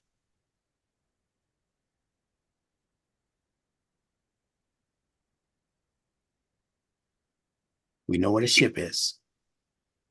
We know that waters are symbolic of emotions. We know that water is also symbolic of moral thinking. Morals and water are the same concept because both were intended to keep you clean. After you get that good cry, you even feel better. You almost feel purified. If it's somebody, some relative or a spouse or somebody passes and you cry for a whole hour straight. But when you finish, you're like, it's like a new air appeared or something. Okay, I'm feeling a little better now. You got that cry out of you, partner. That's what you needed. You needed a good cry. You see. So the water, it's like moral thinking. When you start saying, "Oh, what's better to do? What's a good thing for me? Even if it hurts me to do it, it's the best thing to do." And you go ahead and do it, and then later you say, "I'm glad I made that decision." So water, especially waves in the water that are being created by the wind pushing against it.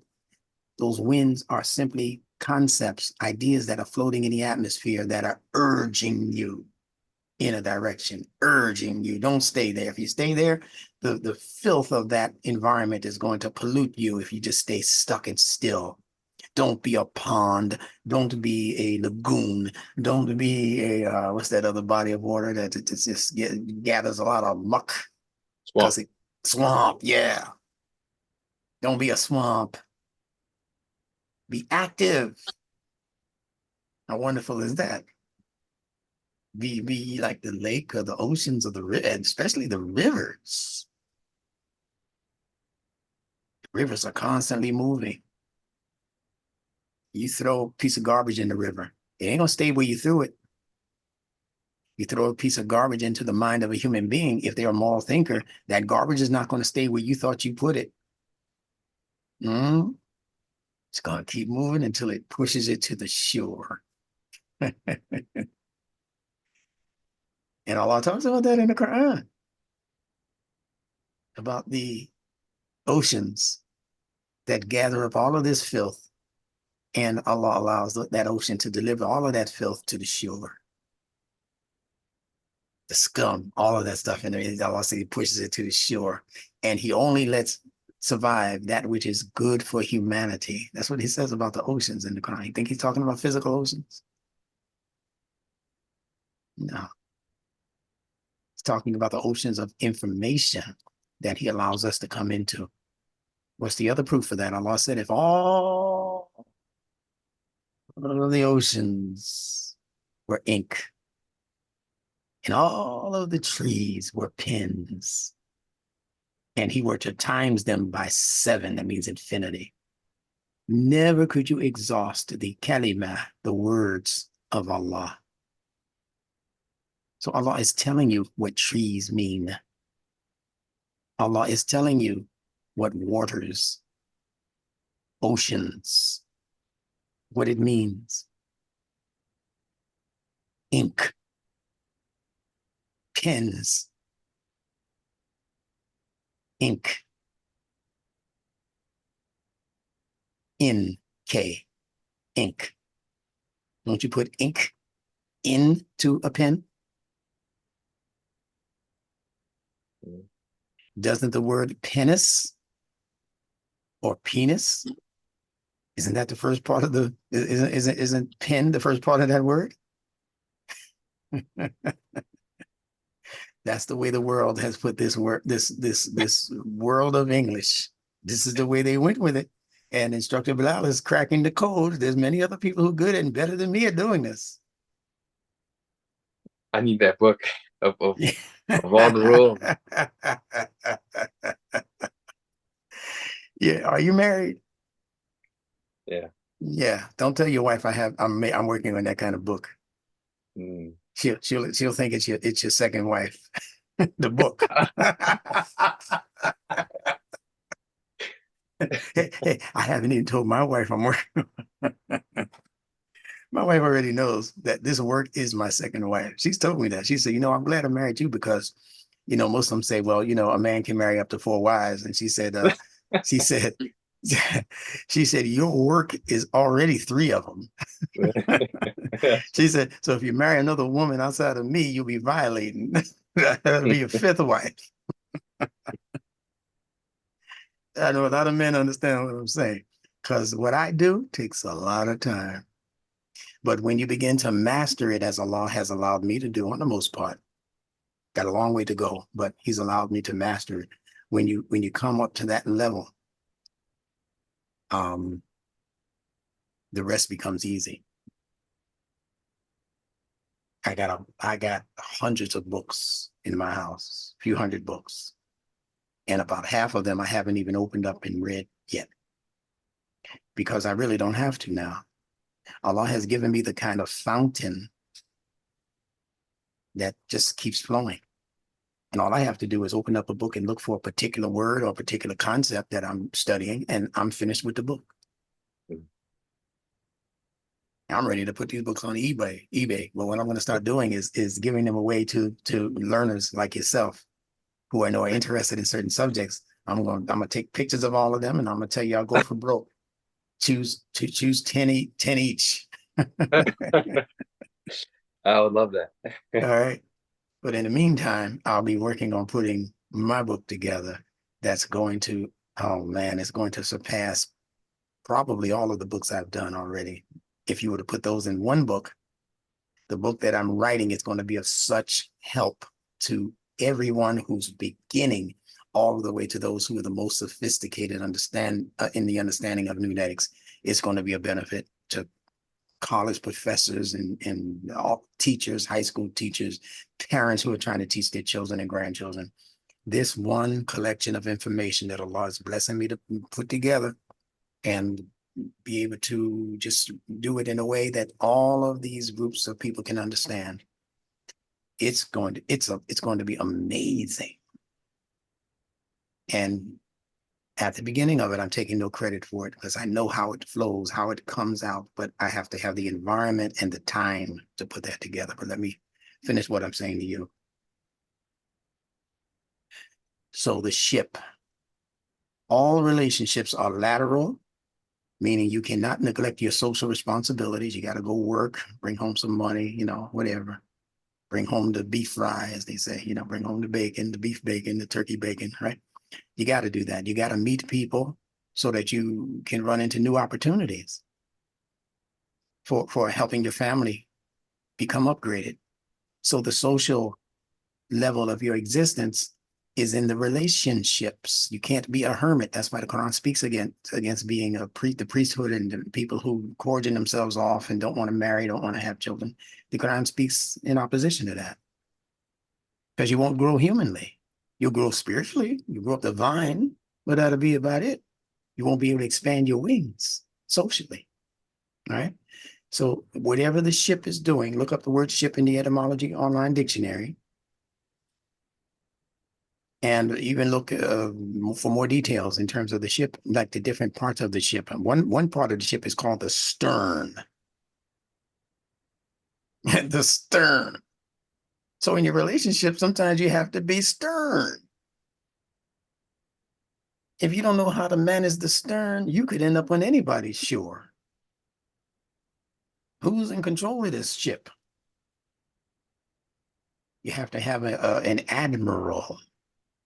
Admiral comes from the Quranic word amir, or the Arabic word amir. The one who is in charge of the ship. There's an amir in you. In the 3 levels of the nafs that Allah mentions in the Quran, one is called nafsin la amara. That's from amir, amara. That's that lower level of the soul. That's commanding. They call it the commanding soul, the insisting soul. It insists on a turn left. Now turn 17 knots to the right, And the Amir is the one barking the orders. It's something in you that Allah designed to bark the orders. You know what it is? You won't know. This is new knowledge in the world right now that I'm giving to everybody. Allah created something in your soul that is designed to bark orders that you are supposed to follow, like it or not, understand it or not. It's there to save your life, just like the admiral is there to save you from verging into enemy territory on the high seas. He knows where the pirates are. See? Now, what is that thing in you? They're called your instinctive drives. Your instinctive drives are what bark orders to you when you're hungry. It says, eat and eat now. Drink, you're thirsty. You're about to fall out in all of this heat. You haven't even had a glass of water today. Your instinctive drives are the Amir riding the waters inside of you, the waters of your own nervous system that's telling you, no, stop and do it now. Sometimes your instincts will say, no, don't speak back to your mother. You're just going to make her more angry. Your instincts tell you that. No, let me have respect for my mother, not to talk to her like that. She's angry. She didn't mean to say what she said to me. That's your instinctive drives operating along you're operating in your genetics. Your instincts are commanding you to breathe in and out. They're instructing you to go to sleep when you're tired. Try to stay awake when your instincts are saying it's time to go to sleep. And people will say, I stayed awake for 3 days straight. You could have killed yourself by not listening to your Amir. You understand? Your instincts are saying you better go out there and take a walk and get some exercise. My goodness, you're right. You become a couch potato. And then when you sit there drinking and eating, potato chips and drinking Kool-Aid and all that, now you got diabetes, and because you didn't listen to your Amir. All you got to do is shut everything down and listen to the voice within your head. That's the Amir talking to you. That's supposed to happen during what's called as-salat. You're supposed to slow down enough to be able to listen to the internal voice in you that Allah is communicating with all of the time. Allah never breaks the communication with a human being. Allah says, when they ask you concerning me, I am near. I answer the dua of every person who calls on me. Let them, though, with a will, listen to my call. See, there's a two-way communication. That's what dua is.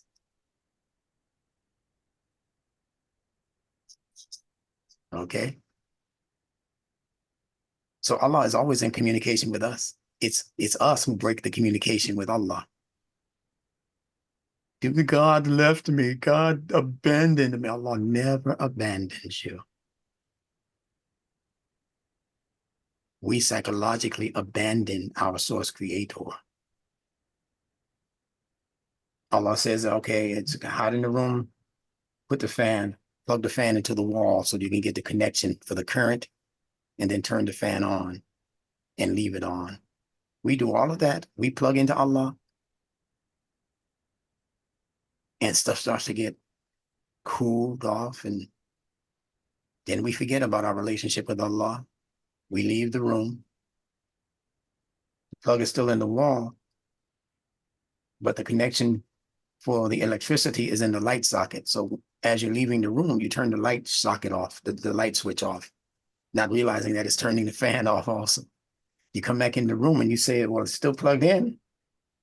The electricity has abandoned me. No, it hasn't. It didn't flip the right switch. The switch is the salat. That's the connection. That's what the word salat means, connection.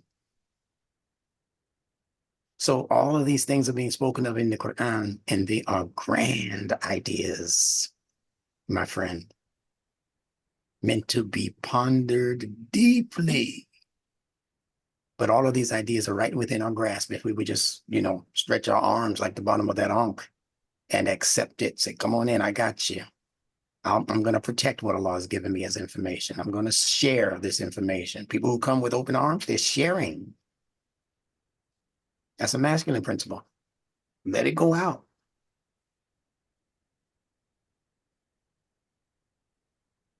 People who grab onto things and hold them to themselves, that's a feminine principle. That's what she does to the sperm. She grabs hold of it, she allows it into her interior, and then she holds on to it. But it's supposed to be for purposes of nurturing it and growing it into a new life form. Most people who are greedy and grab things for themselves, that's not their purpose. That's not what they're doing. That's not what they're grabbing that stuff for. They're grabbing it just to be selfish. Mine, mine, all mine. So said Daffy Duck in one of those Bugs Bunny cartoons. He had some kind of machine or something that shrunk him down to about this size, Daffy Duck. And somebody put him in front of a little piece of diamond, but the diamond was like a mountain, and he wrapped his little wings around. Mine, mine. He want anybody else to have any of it. Mine, mine, all mine. Wisdom in the cartoons, Warner Brothers or whatever that was, Bugs Bunny. There's wisdom all around us.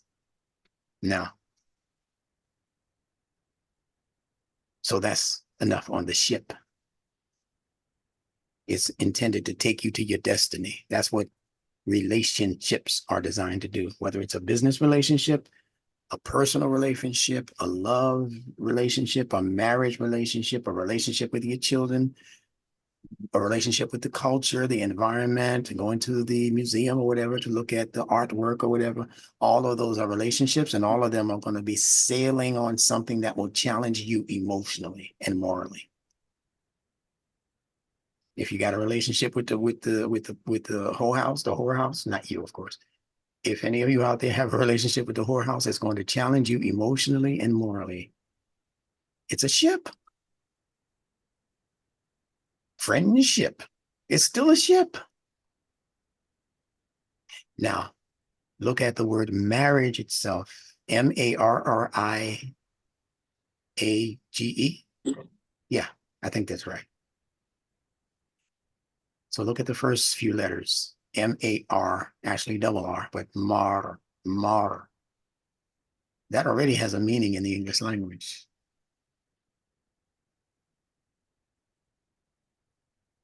Can you tell me what the word mar means? Yeah, to destroy. Mm-hmm. They say that person has been marred and spoiled. They usually put those two words together, marred and spoiled. Yeah, but there's a disturbance. You're right. And the disturbance, that attribute is given in the letter M that begins the word marriage.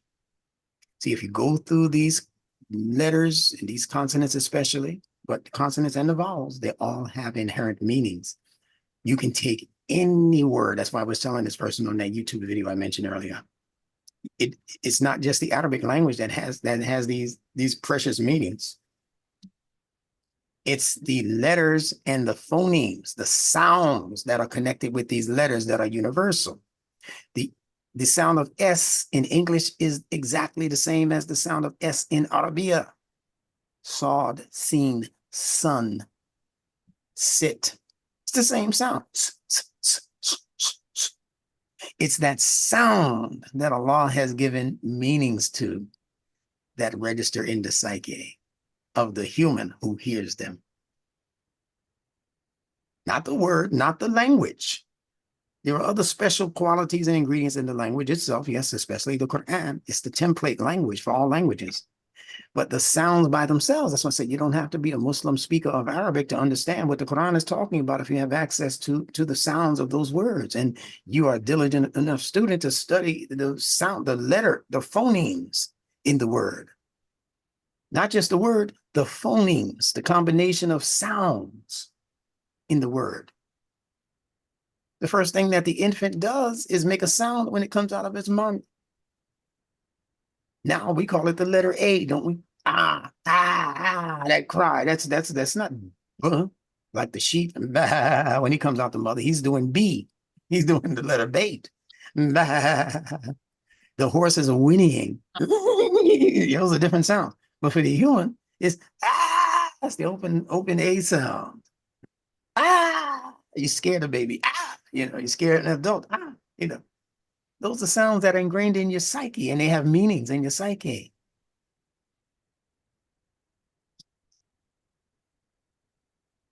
The S sound that has the sound of the meaning of secrecy. The snake. He's moving in secrets. He's moving slowly and surreptitiously. The snake, the serpent. You hear that S? In Arabic, the word is sir. It means secret. So it doesn't matter the language. The letter B. It's called a plosive in linguistics, which means that in the mind, in the psyche, it sounds like an explosion. It sounds like something that comes out of nowhere into somewhere, like boom. See, you don't see it coming. It just makes itself present. More bang for the buck. So when Allah says, Bismillah, he's coming out of, this message is coming out of nowhere into somewhere. Bismillah. Bi-ism Allah. It's the phonemes that Instructor Bilal is trying to get all of you to pay attention to, especially in this series I'm doing. I don't know if you've been keeping up with it on the Basmala. Very important group of lessons. And if you look at the English letter B, the capital letter B, not sure how you're seeing this on the screen, but the B, yeah, straight line down, that's your spine. Curvature, like the letter C, almost backwards C, top, if this is the capital B. And then on the bottom part is another curvature, but it extends, it's a little bigger than the one on top, because that's like a cartoon stick figure of the pregnant woman standing sideways. This is the back, her spine. Her head is not in it, but her breasts are, the pregnant woman's breasts, they swell. And then, of course, when she's pregnant, her butun, it's called, with a B in Arabic, the belly, it also extends, it swells. So in that depiction, she represents someone poised to give birth to new life. The minuscule B, the small b, is just a straight line down, but just the bottom curve, and it doesn't go out extended like the capital B, because that's the woman after she's given birth. After she gives birth, she breastfeeds and depletes the milk in the teats. You see what I'm saying? Yeah. So these letters have been invented to signal very deep concepts to the minds of people who are paying attention.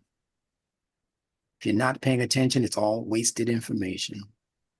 That's why they call the masses of people sheeple and cattle, because cattle, they don't look up for food.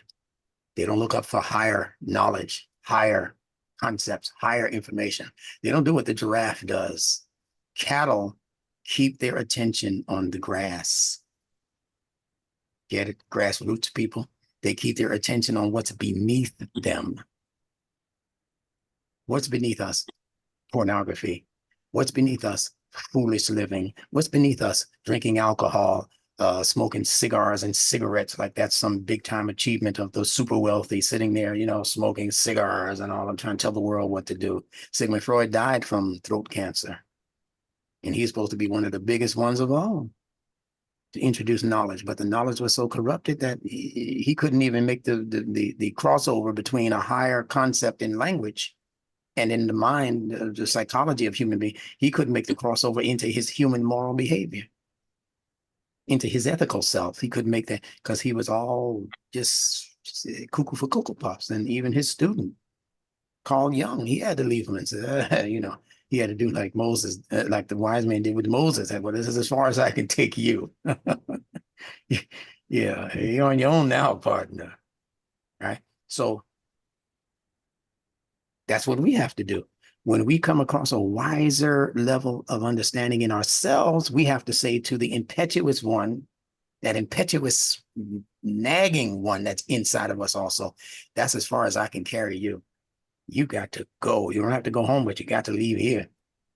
That's all happening inside of us, not in history, inside of us every day. You got to separate yourself from concepts that are just too nervous. It causing you too many problems. They think they know better than you. Why did you kill the boy? Why did you do this, Moses? Why did you say it like that? Didn't you say you were going to be quiet if I let you come with me? That's happening in here. Now I'm going to discipline myself now. I got to go out and solve this business deal, but I know I've always had a problem, not succumbing to, and every time I see a pretty woman, I got to talk to her. Your mind is saying, no, you're not going to be able to seal that deal, man. Don't you have a wife to go home to? See, that's the thing in your mind doing that. Speaking to the lower, less developed you. And then you get to the business meeting and you're all sitting around the business table and you're about to present your major, project and all of that. And you see that woman across the table looking at you, looking at her. And you can't help it but start flirting with your eyes. And she asks you a question. Well, I can't explain the whole concept right here, Mrs. Wiggins, but I tell you what, when the meeting is over, I'll meet you up in the front office and I'll give you the details. I don't want to bore all of these people with, all of that. And you come to find out later that she's the boss's wife. And he says, you got great ideas, son, but you're too undisciplined to work for me. I saw you looking at my wife. She complained about you after you left. So you got to part with me, partner. I can't carry you any further. That's happening inside of you. Please, people, put some comments in the comment box about this one. I know everybody here has experienced what I'm talking about, right? I know I have. In my younger years, I have definitely experienced the need to separate from my lower self, the nagging self. It might have been innocent, but you were growing. So you had to, sometimes that self will go off and hit somebody in the head and kill him like Moses did. Messing with his brother, his Hebrew brother. He saw, the Egyptian messing with his Hebrew brother, and he went off and hauled him, pow, pow, out of nowhere, bang, pow, explosives. And killed him. He had to be on the run for murder one. Musa, he was on the run. Pharaoh and his boys are looking for him. See that little dude, I raised him. I took him under my wing into my house. My wife raised him and fed him, and made him a big man in my society. And this is how he pays me back, by killing one of my people. Oh heck no, we'll find him. He's got to come to court for that one. We should have killed him with the rest of those Hebrew babies that we were killing every year by the thousands, But Moses was the one who escaped. His mother, Miriam, as they call her, she represents the same thing as Maryam in the Quran, just with a slight difference. And Musa's mother was an emotional wreck, trying to hide that baby from those Egyptian murderers. She took him, put him in some swaddling cloth, and she put him in a little boat that she had manufactured herself, bulrush, and put him on the Nile. Annihilate, see? She put him on the Nile, and he floated up the river, not down the river. The Nile floats up against gravity. And he ended up right on the shores of Misr, or Egypt. And one of the Pharaoh's daughters, I believe, or his wife, I forget which one, she took him up out of the river. And she was so enamored by this little cute little ball of fun and goodness and laughing little baby. You can't kill this one. I think it was the Pharaoh's wife. You can't, don't just hold on. Let me raise this one. And he was so in love with his wife. Ah, yeah, I let that one slip through. Make sure you kill those other 100,000 though. We can save this one. Maybe I have some use of him later, All right. So this is all language we're talking about. So in the word marriage is mar, which means to become unlike what it was intended to be when it came into existence. It became marred. This is why the planet called Mars is called the planet of war. Because there's a lot of wavy, like the M in Mar. There's a lot of waves. That's all that is waves in the water. The word for water in Arabic, ma, ma, M sound, ma. That M sound is referring to water. And it's referring to the friction that your emotional self brings into your nervous system, your central nervous system. It's friction. If you were to look at it on a graph, you see it, kind of rickety. Like when you tell a lie and you're attached to the lie detector machine. If it might be going smooth, and then you tell that lie, and it's the same wave. It's the same group of waves. It represents an interference in your emotionality. M means water. Water means emotionality and moral thinking. Because now you got to think, man, what's the best thing to do now? How do I get out of this? That's your moral mind, but it's connected directly to your moral decision making. This is going to be a master class, this video right here. It's not for the weak of heart and the faint. If you're just used to thinking shallow, this ain't the water for you. Go to the beach and just put your feet in the water up to your ankles or maybe up to your kneecaps and be finished. I'm taking people deep sea diving right now because this one class represents a graduation in the logic of Nunetics and Quranic free thinking, not Quranic thinking attached to some sheikh or some group of sheikhs. Quranic thinking attached to the independence that Allah put into each and every human brain to be able to figure out this thing themselves if they would just give due attention to the fitful. Study it in nature, then apply it to nurture. Nature, apply it to nurture, the nurturing of these internal properties that we spoke about. Water out there, the water in me, my moral decision-making is intended to nurture me. Like Miriam picked that baby Musa up out of the river. She wanted to nurture him. She took him off of the waters of uncertainty. No telling where he could have ended up or who could have gotten hold of him and said, a Hebrew baby, let's kill him. But fate had him go in the direction of Firaun's castle, his mansion, you might call it. So he felt terribly disrespected. When Musa rose up and punched that dude in the jaw and he hit his head on the rock, and it came 12 springs, I guess. I don't know what happened after he hit his head on the rock. But we know he died. He was laid out, he was horizontal. And then when the same circumstances presented itself again, Musa had some moral thoughts. He had some recollection of the first time it happened. And he said, somebody else is bothering another one of my Hebrew brothers. And the guy said, are you going to kill me like you killed my homie, And Musa had a little remorse then, but Musa was a bundle of nerves. That's why he couldn't speak straight. Something was interfering with his central nervous system.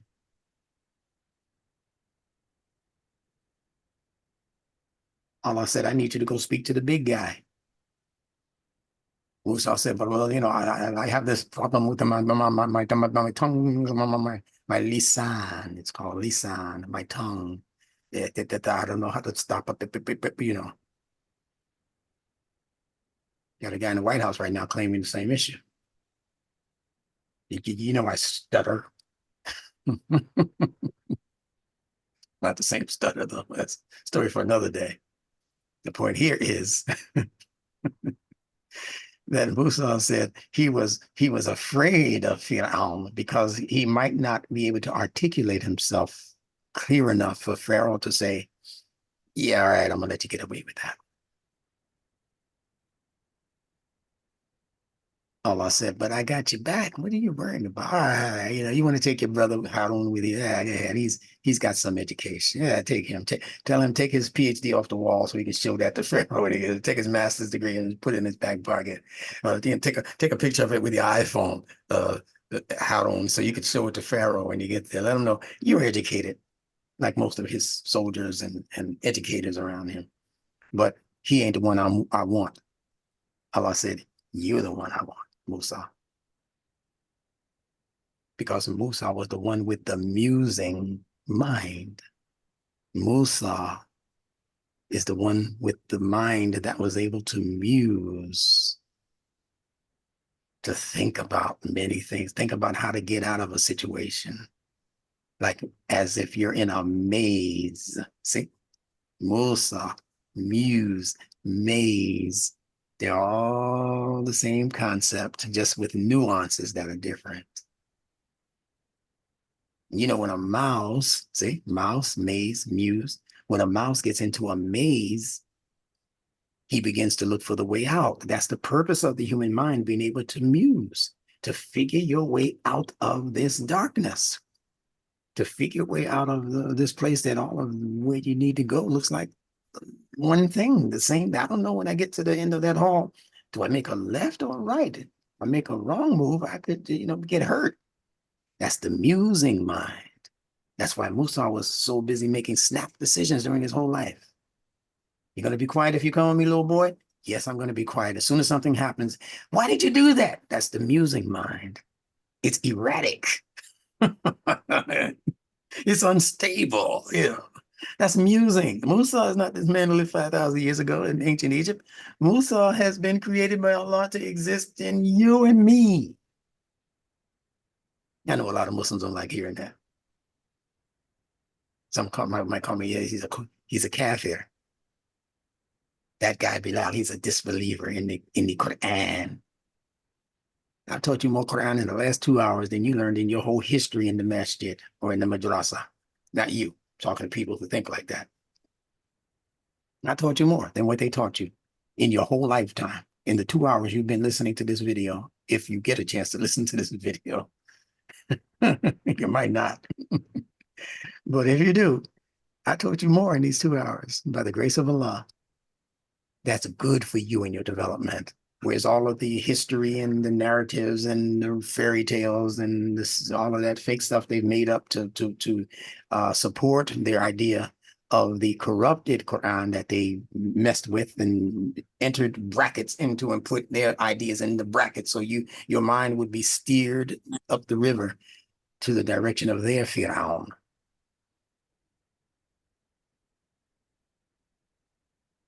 But the clear thinkers, the free thinkers among us, you're going to understand this immediately. So that marriage experiences war.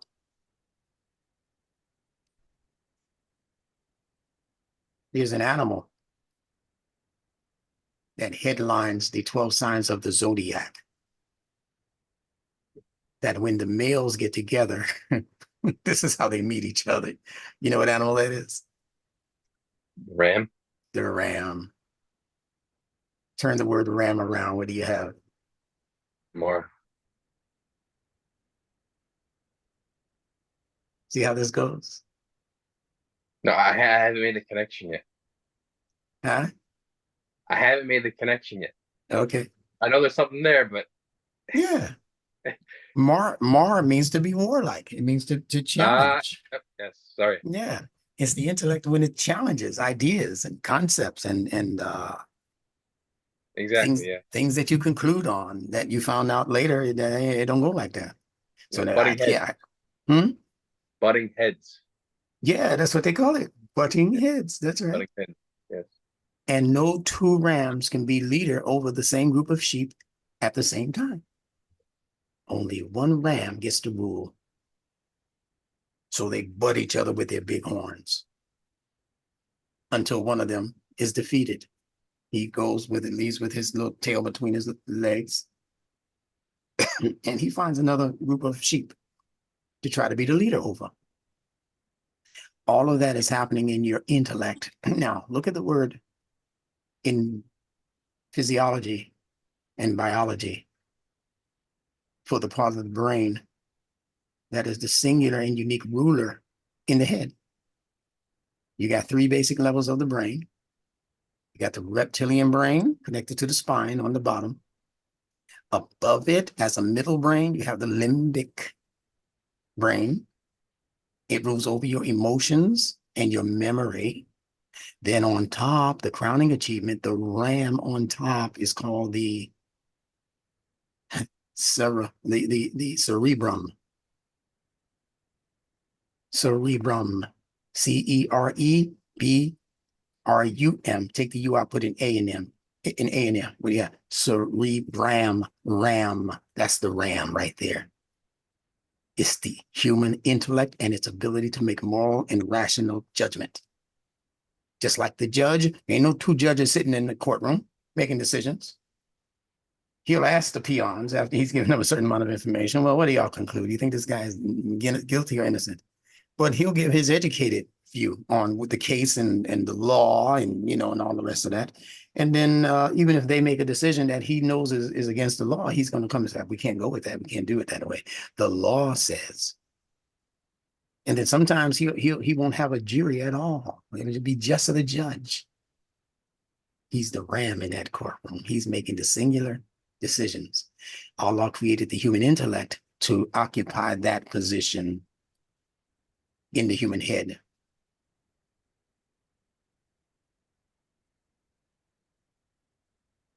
So it's the ram in you. You butt heads with other opinions.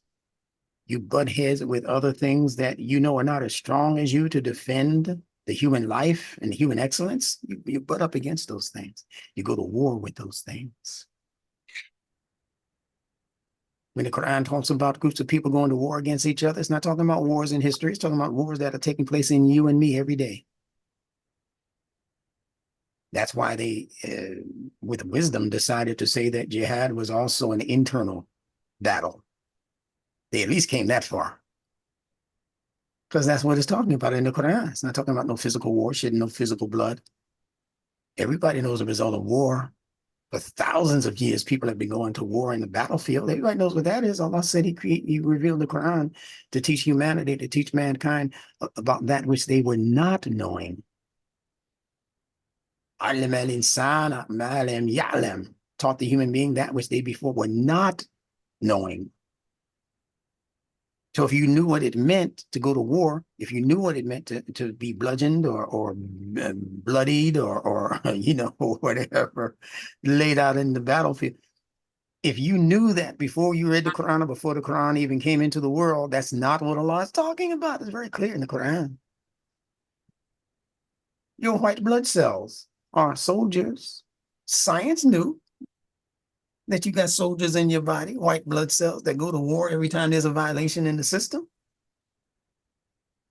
Things up in there that shouldn't be in there, violating the space of the other things that were intended to keep you healthy. Your body knows to go to war against those things. And I can't follow the Quran. It's so violent. No, the violence that's being described is in you. Allah's trying to tell you what to do with those ideas that are causing warfare in your decision making and how to deal with it, to bring the human back to peace. Salam, Islam, Muslim. Has nothing to do with no physical shahada. I know I'm starting trouble. I don't mean to get you in trouble, but I know I'm starting trouble. I start trouble. That's my career. Yeah, I do it on purpose every time because I want people to think. That's all. You ever see Muhammad Ali fight?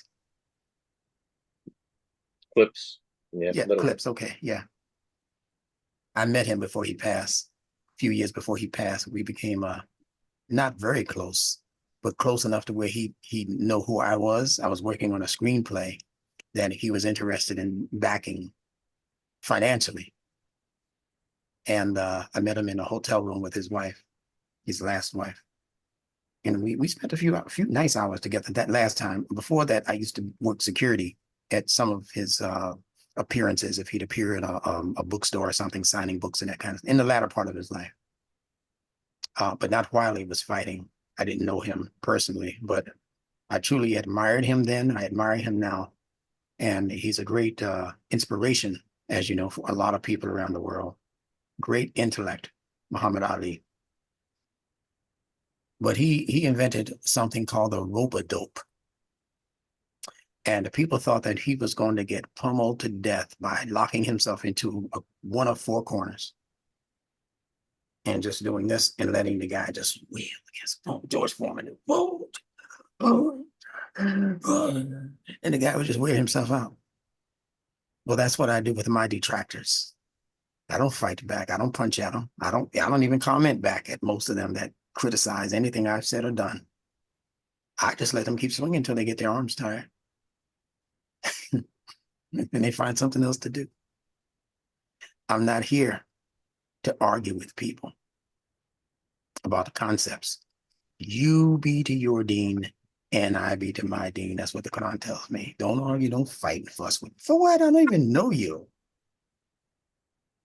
You're just a face on Facebook. I don't even know if that's your real face. I don't know if that's your real name. Well, I'm going to invest time in arguing with you. So stick to your mission, Zach. Stick to the reason why you're in this deen. Stay steady and committed to the things that you know are responsible for your new growth. And be committed to it. Now, this word marriage is an English word, as we know, and it contains all of the challenges that the human nervous system, that if conquered, will lead the couple who engage in marriage through a useful, a productive, and a successful life and relationship.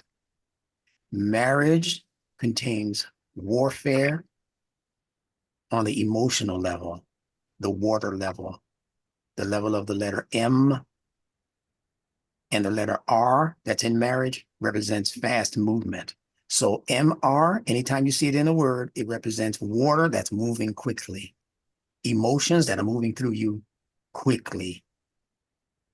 You came home, you had a nice day, and then she said something that just rocked your world. And you know she's trying to say that to you to get you just hot in the collar. Why you want to bother me? Because I'm too peaceful? And the same thing happens the other way around.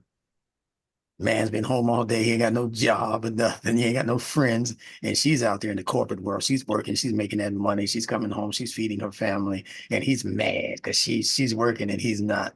So he's got to say something to her when she walks through the door. Did you at least bring in the mail? I know how busy you are. Did you at least check the mail? But you've been home all day, partner, and you didn't check the mailbox. So it gets on her nerves. She's home at 6 o'clock in the evening. She's tired. She kick her shoes off and he wants to, did you at least check the mailbox? You don't do nothing for the house anymore. You're doing everything for that job and that boss, Mr. whatever his name is. But you like him now better than me? You know, he's got a martini in his hand, you know, some wine or some beer. He don't know what to do with himself because he's fallen off of the Sirat al-Mustaqim. He's off of the Sabil. He's not up to the challenges that social interaction will bring. Well, I don't have a job. Let me go out there and find another job or make a job, you know. So this is all marriage we're talking about. And it's a series of internal things that interrupt the functionality of your nervous system, your emotionality. It makes the water quiver. It creates waves in the water. But if you leave the water alone, and let it find its natural path, it's going to find a situation where it will eventually come to rest. even if it has to come over a waterfall and fall down all the way, it'll land in the sea. And eventually the sea is going to push it, push it, push it until the area that it ends up in has less and less, and finally no wind at all. And it's going to become still water. And they say that it's the still waters that run deep. You might think you can walk across it because it's so flat. You go trying to walk in that still water, you're going to sink because it's deep. It's talking about these waters.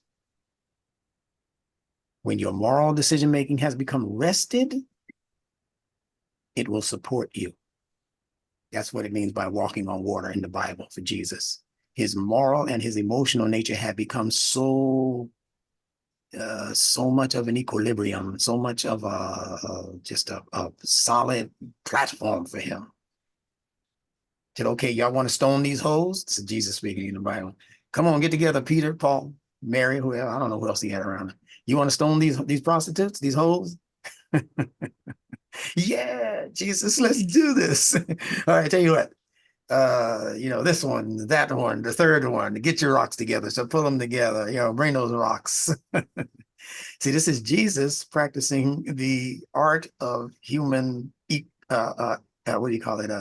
Equilibrium, creating equilibrium amongst his people.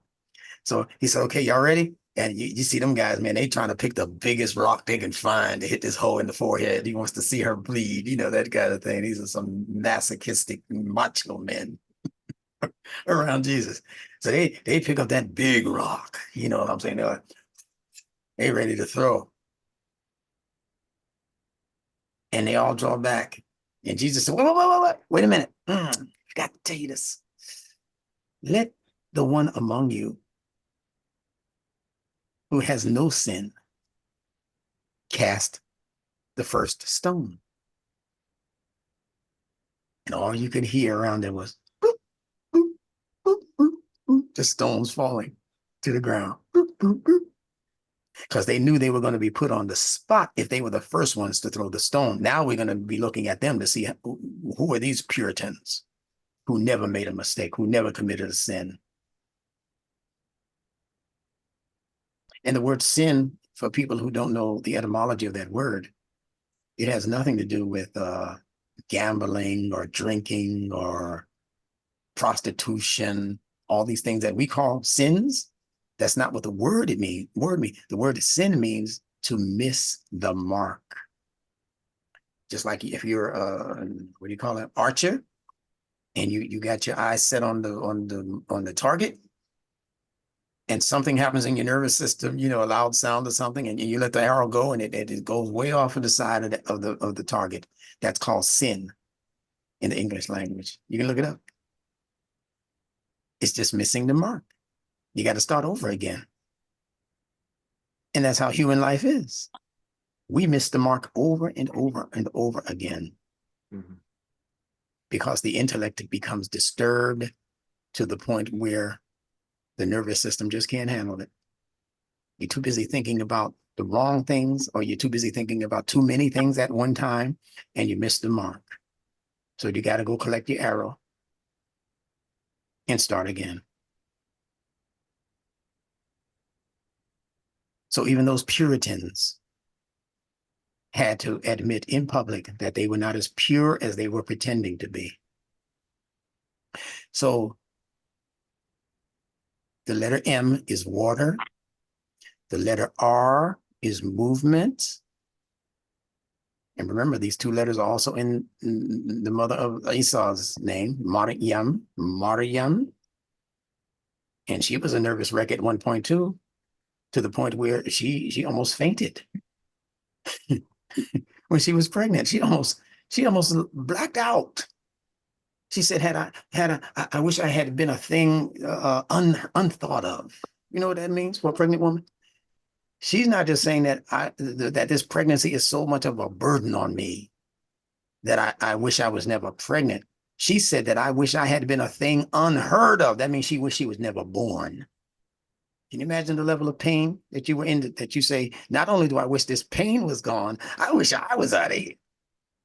Powerful words in the Quran that address mental issues in today's time.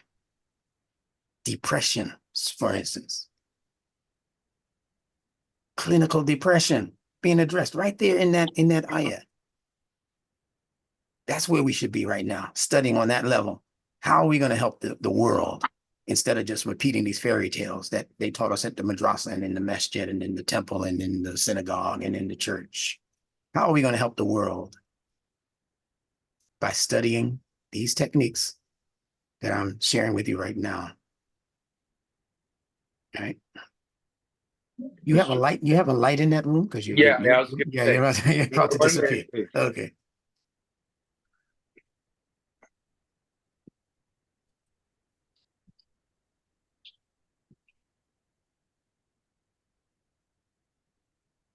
There you go. Let the sun shine in. Yeah. All right. Love it. Love it. Yeah. All right. So this is these are the issues that we're dealing with when reading scripture. Scripture is intended to help the human being internally. All right. So keep that in mind. So we're dealing with the water and the movement, the M and the R, the meme and the ra. And that's dealing with the moral / emotional, the moral decision making that's taking place in the intellect. Some of it is taking place in the emotions, but the decision making is taking place in the intellect. So that's the MR in marriage, but we still have the age, the last 3 letters to deal with in marriage. So I'm going to show you some connections to that on a piece of paper that I typed up earlier. All right, you got about 15 minutes left for me? Yes. You sure? Yeah. Okay, because I want to finish this word marriage, and we'll go on to something else the next time we meet.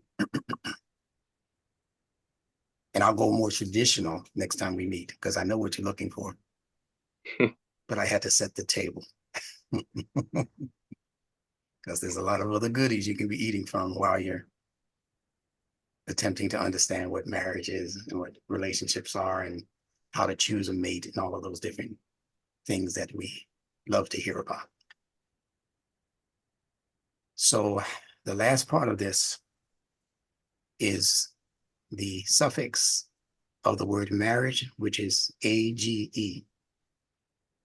So this Mari, M-A-R-R-I, we just discussed Mar, and there is AGE, which is attached to a lot of words in English, like heritage. You know, there are many words in English that have AGE at the end of them, and that's a very important word in the English language. Age in the etymology dictionary is described this way. It's from the late 13th century. It's a long but indefinite period in human history.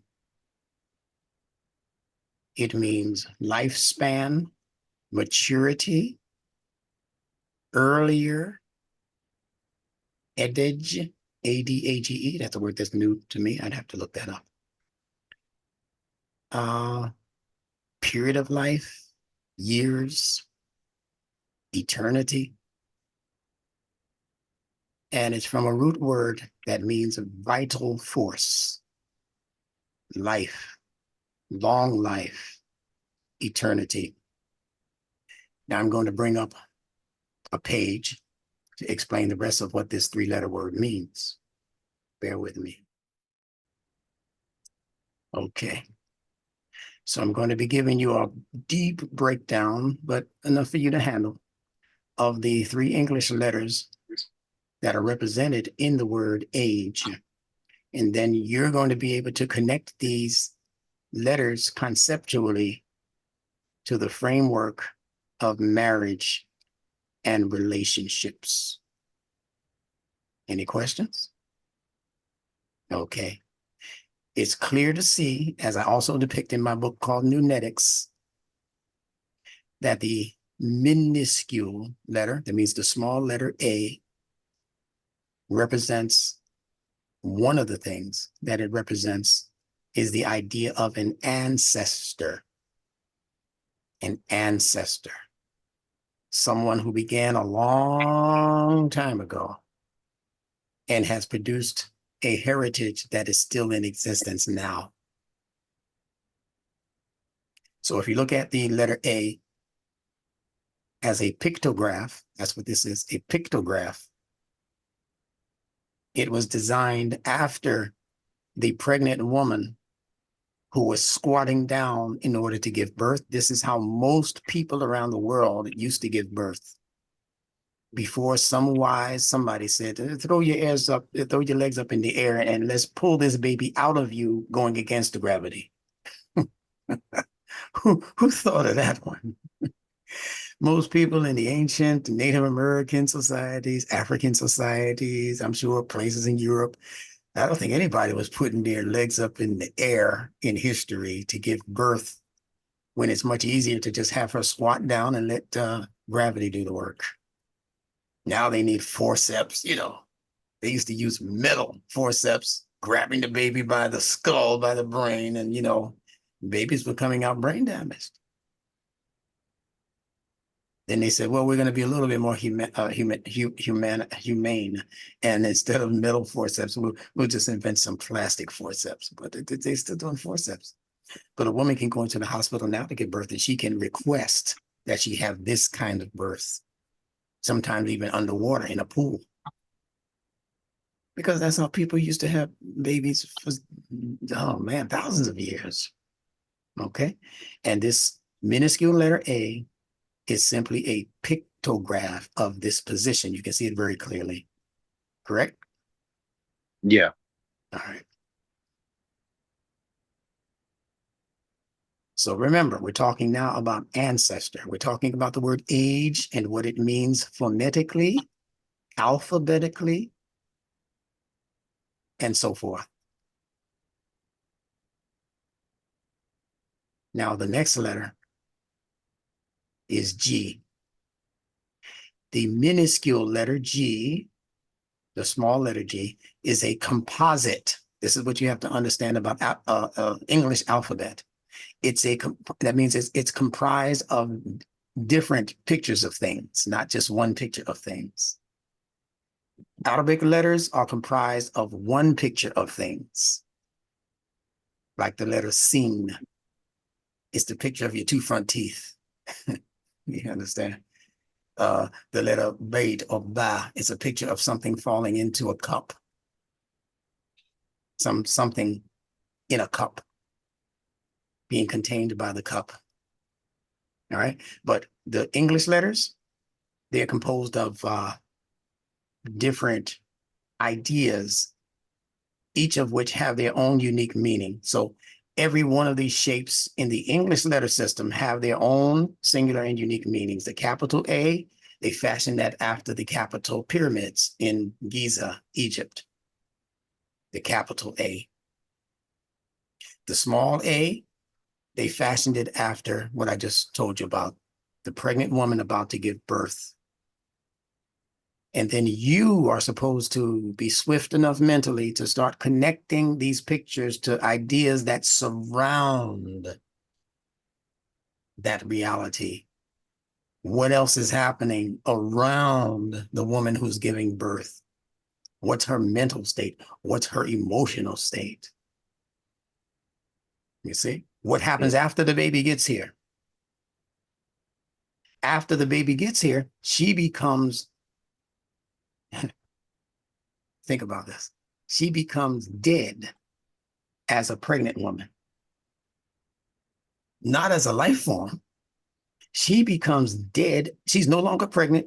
She's dead as a pregnant woman, and she becomes alive as a mother.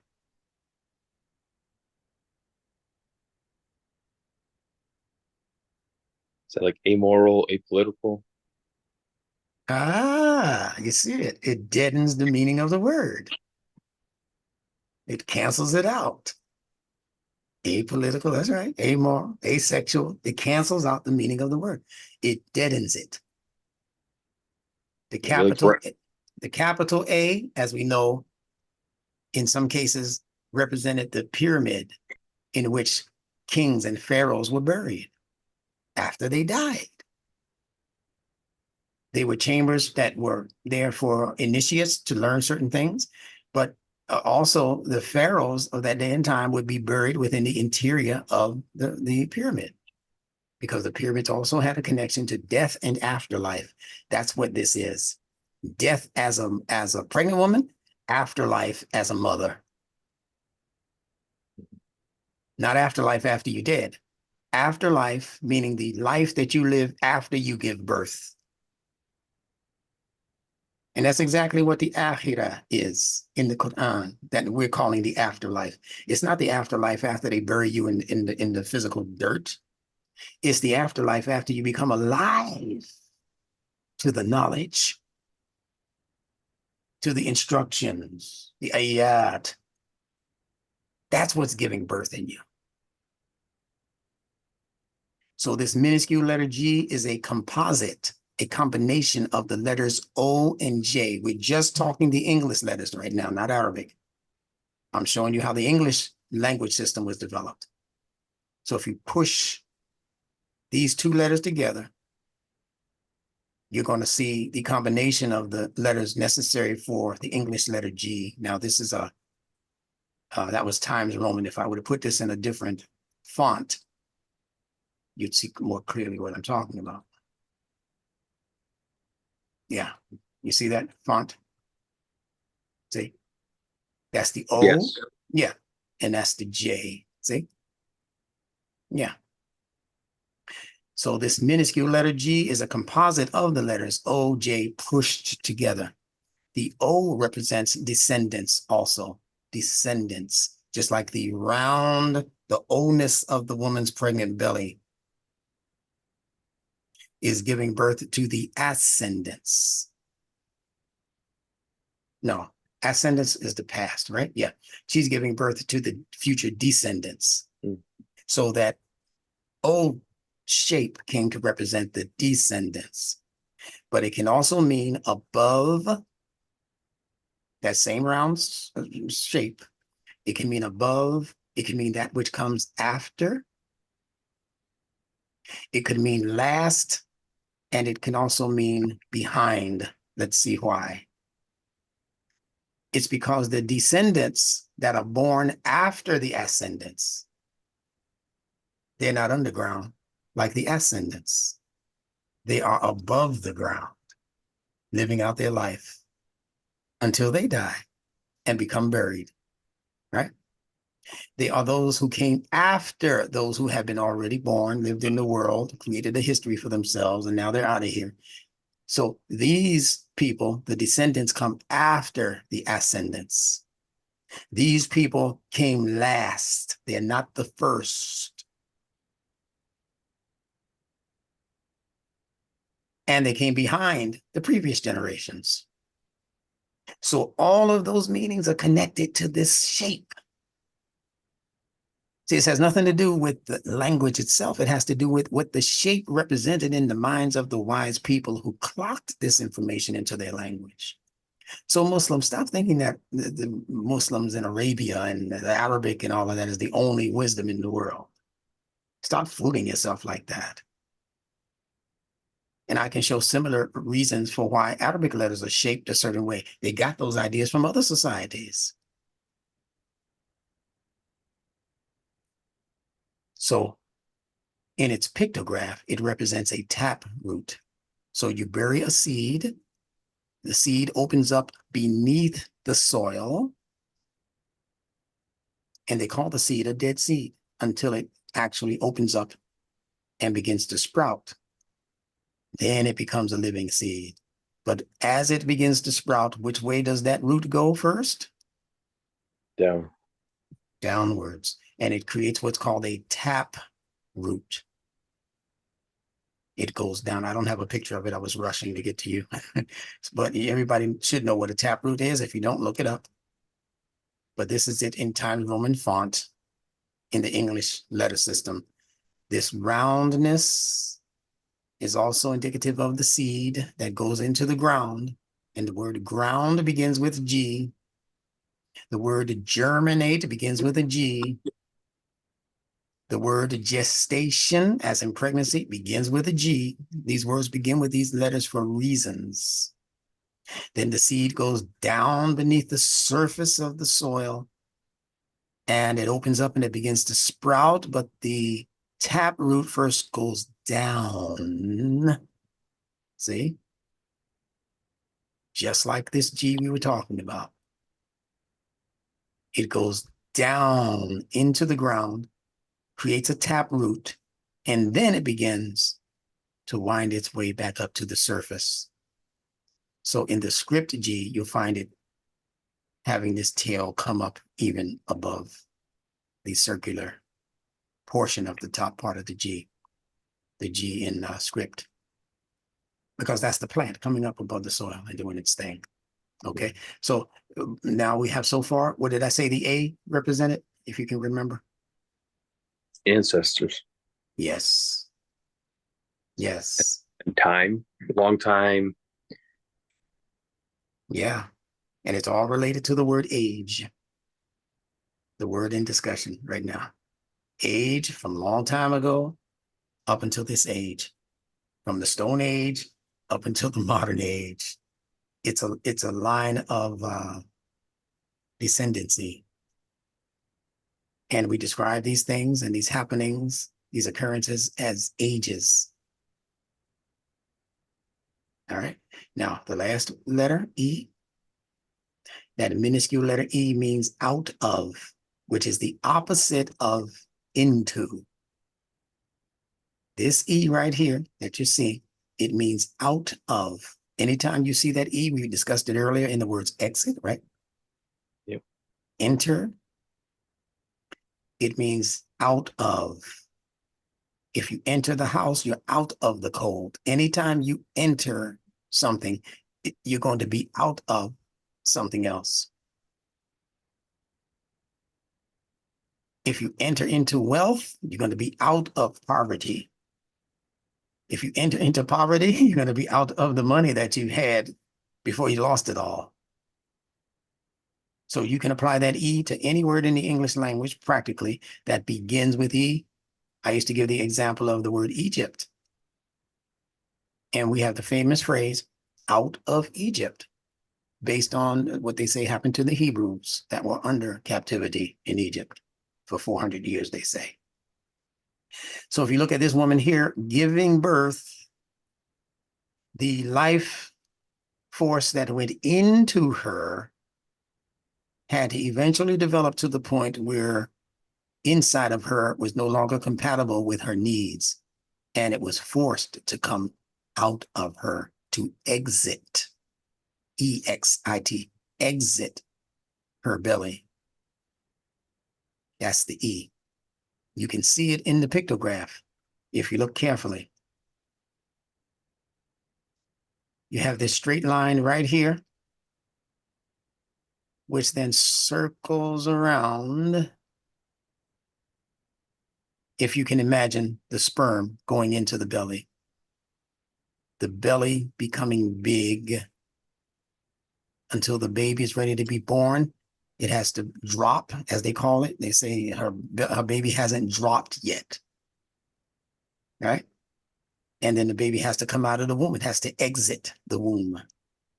The people who are putting together this pictograph knowledge, they are serious students of Allah's fitrah, even though they were not technically Muslims. They were people who were studying nature. They became great philosophers in history. Plato, Aristotle, that type. And not only in Europe, but from all over the world, these people became tremendous philosophers because of their study of nature. They came up with different hypotheses for why things were the way they were. Great mathematicians came because they were studying Allah's fitrah. They didn't get it all right altogether. The Quran was revealed to let many of them know how close you were and how far off you were and still have to go. So that's the E. So we have the A, the G, and the E, all of which are related concepts. Ancestors, that which has to be grounded after it gets here because they represent what's coming after the ancestors. That would be the descendants. After the ascendants, the descendants come. The descendants come here, they get rooted, they get grounded, and they begin to grow higher and higher and higher until eventually they have to exit the world also. It's called death. So all of these concepts are clocked into the letters themselves. I could give a class, call it something different than Nunetics, and not have to mention an Arabic letter at all. I could do it just from the English letter system. That's what my second book called The N-Word is about. What every letter in the English language means. Profound book. If you don't have it, you need to order that book. The N-Word. All right. So this is going to get you stabilized in the understanding of the letter system in English. And as we continue, we'll go through some of the Arabic words for some of these same concepts. Okay. There's a word in the Quran for ancestor. There's a word in the Quran for those to come in the akhirah, that which is to come after. Allah mentions two words, el-ula and el-akhirah. El-ula means ancient. El-akhirah means everything in the future, beginning with right now. Let me do it again, because that now, it's already past, it's in the past. So I have to keep saying now. And then as soon as I say now, I'm already in the future. So the now that comes after that last now, it's still akhirah. It's still after that 10 seconds ago when I said now. Because there's never really a present. Pardon me, there's never really a future. It's always now. Every moment is now. Now that's highly philosophical. But it's the truth. As soon as you say now, the present is gone. Right. All right. So the understanding of that is clocked in the word NOW. So we'll be getting to these juicy words that we can share with our spouses. They don't have to know Arabic. They haven't have to have read the Quran and all, none of that. This information is meant to be shared with your spouse, your wife, your husband, your neighbor, your schoolmate, your workmate. It's meant to be shared with anybody who's got 10 cents and a free sandwich and cup of tea for you. All they got to have is 10 cents and a free cup of coffee and a free sandwich. If they can do all of those things for you, your payment will be 10 cents. 10 means consciousness. Yeah. So you'll help them become more conscious by introducing them to the valuable lessons in these letters. And can you imagine, Zach, what this is going to do for the children of the world when they come in contact with this? To open them up. They don't have blockages like we do. They're clear thinkers, free thinkers. They're imaginative thinkers. That's what we need, people of imagination. When we start introducing this level of learning to them, game over for the manipulators. That's why I need support. If they see this coming, they're going to try to do what they did with little baby Jesus. Find him. We know a king is being born into the world. Find him and kill him. And not physically. Kill the idea. Moses. Moses, yeah. Yeah, that's right, Moses. But Jesus also, that's why he had to hide him out in the manger. In the Bible story, not the Quran story. In the Bible story, they're looking for him. The three wise men out there looking for, they said, we know when this happens and that happens, and we know that there's some special, somebody's going to be born in the world. We have to come meet him and greet him. Not to kill him, not with Jesus in Jesus' case, but in Moses' case in the Bible, yeah, they were looking to kill him. And it's all talking about language. They don't want the musing mind to come to birth.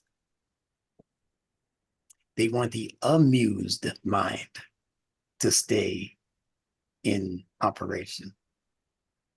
What is amused? Remember A yeah, that means not.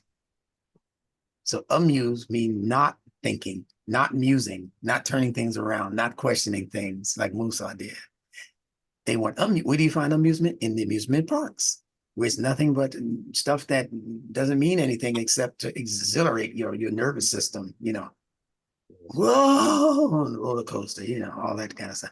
But there's nothing to think about in the amusement Net- park. Netflix and chill. And Nothing. fear. It's a fear, it's a fear center. Everything you get on makes you scared. The spook house, all of that stuff in the amusement park, designed by Satan himself to scare what they call the bejesus out of people. I told my children, I'm not ever going to an amusement park again. I'm smarter than that now. What do I need that kind of? I'm 65 years old. I don't need to be up on anybody's, roller coaster riding upside down, falling from a bungee, come down, hoping that it doesn't snap. I don't need that kind of Mm. stimulation anymore. I'm not young to handle that anymore like that. And my children began saying the same thing. They said, Dad, you're right. We only like in our 20s, but we see what you're saying. There's a word in the Quran called lagu. I don't know if I'm saying it properly, but I don't know if that Yeah. falls under Lagut. that. Yeah. Yeah. There's several words. There's one called lahwun. Lahwun means entertainment, frivolous entertainment. Yeah. And Allah said he didn't create us for purposes of fun and games, for lahwun. Lahwun is related consonantally to the word ilahun, which they translate as God with a small g. We say la ilaha illallah, that there's no ilaha, only Allah, except Allah. We're saying there's no lahwun either. There's nothing to give yourself to as entertainment, because that's what most of the gods in the world are designed to do. They're designed to distract you as entertainment so that you will no longer muse and you will remain amused. And that's how they get us. Any other questions before we close out? No, thank you. All This was right. very educational, and I'll have to review it for sure. For sure. For sure. Tell your wife she can have you back now. Mine's is waiting for me with a dinner plate, I hope. But this was truly pleasurable. I usually don't go this distance with individuals, but I'm attracted to your thinking process. I like the way you think. Likewise. Thank you. And you're going to help introduce another level of understanding for Nunetics through these kinds of one-on-one sessions. So I'm happy to do this. This is for way more than you. All right. People are ready now to take what they already know to the next level. And I expect the graduation of intelligence in many of the Nunetics learners that have been with me, even some of the ones who just got here, not that long before you. I already see the growth in them. I can imagine where they're going to be and what they're going to be saying in about 6 months.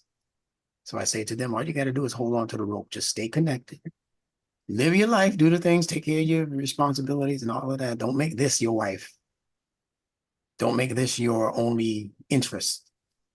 Make your family your interest. And this will come right alongside that naturally without any pushback. But if you make this your central focus and you don't focus on the things that you were doing as a husband, as a son, or in the household, or as a neighbor, and you start neglecting all of that, then this is going to be worth nothing in 6 months to a year from now. This will overburden you.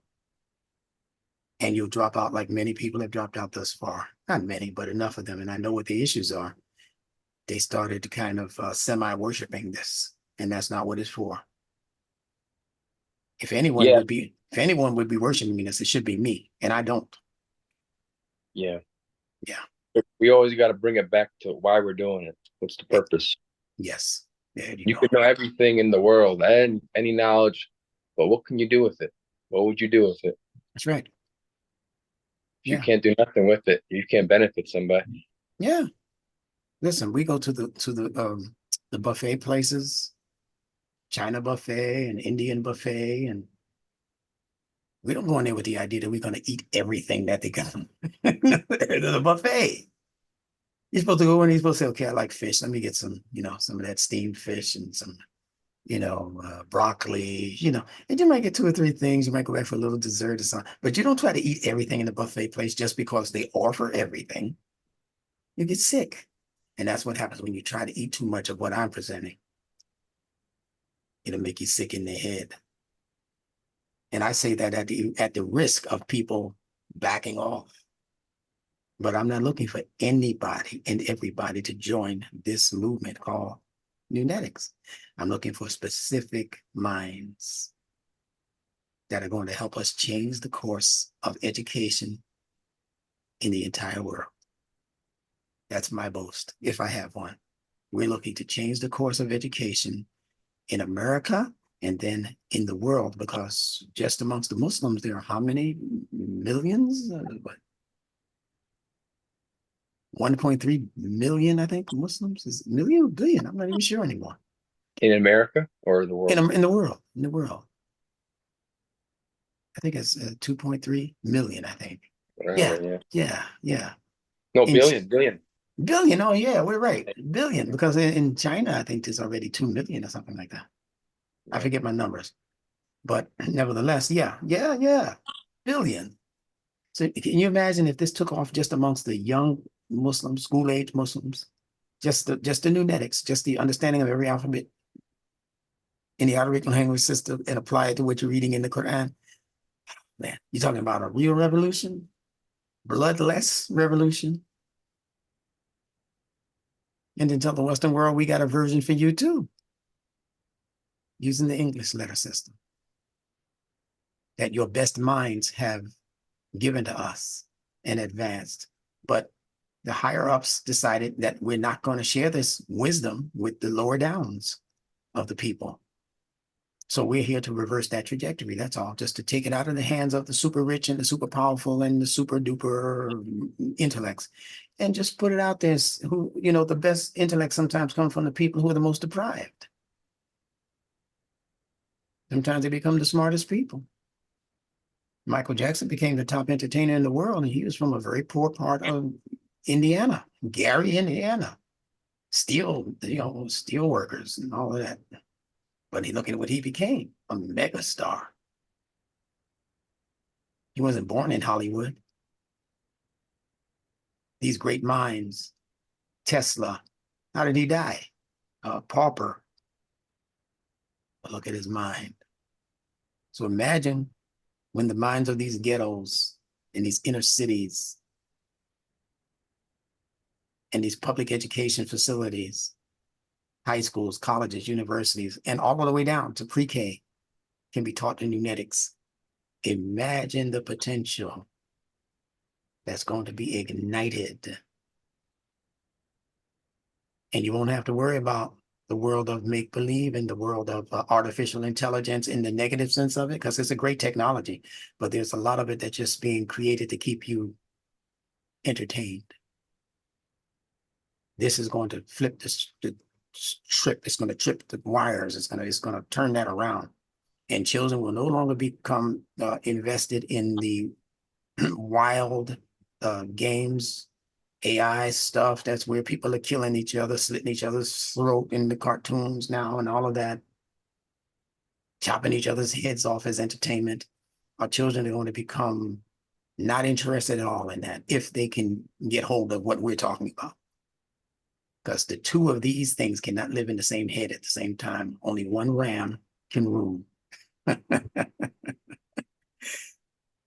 That's what we call that memory in the computer, also RAM. Yeah, so the things you're going to choose to remember, that's going to be the leading RAM in your life. We promise you. So thank you for being with me as I greet you in the greetings of peace. Assalamu alaikum, my friend. All right. Greetings to your family.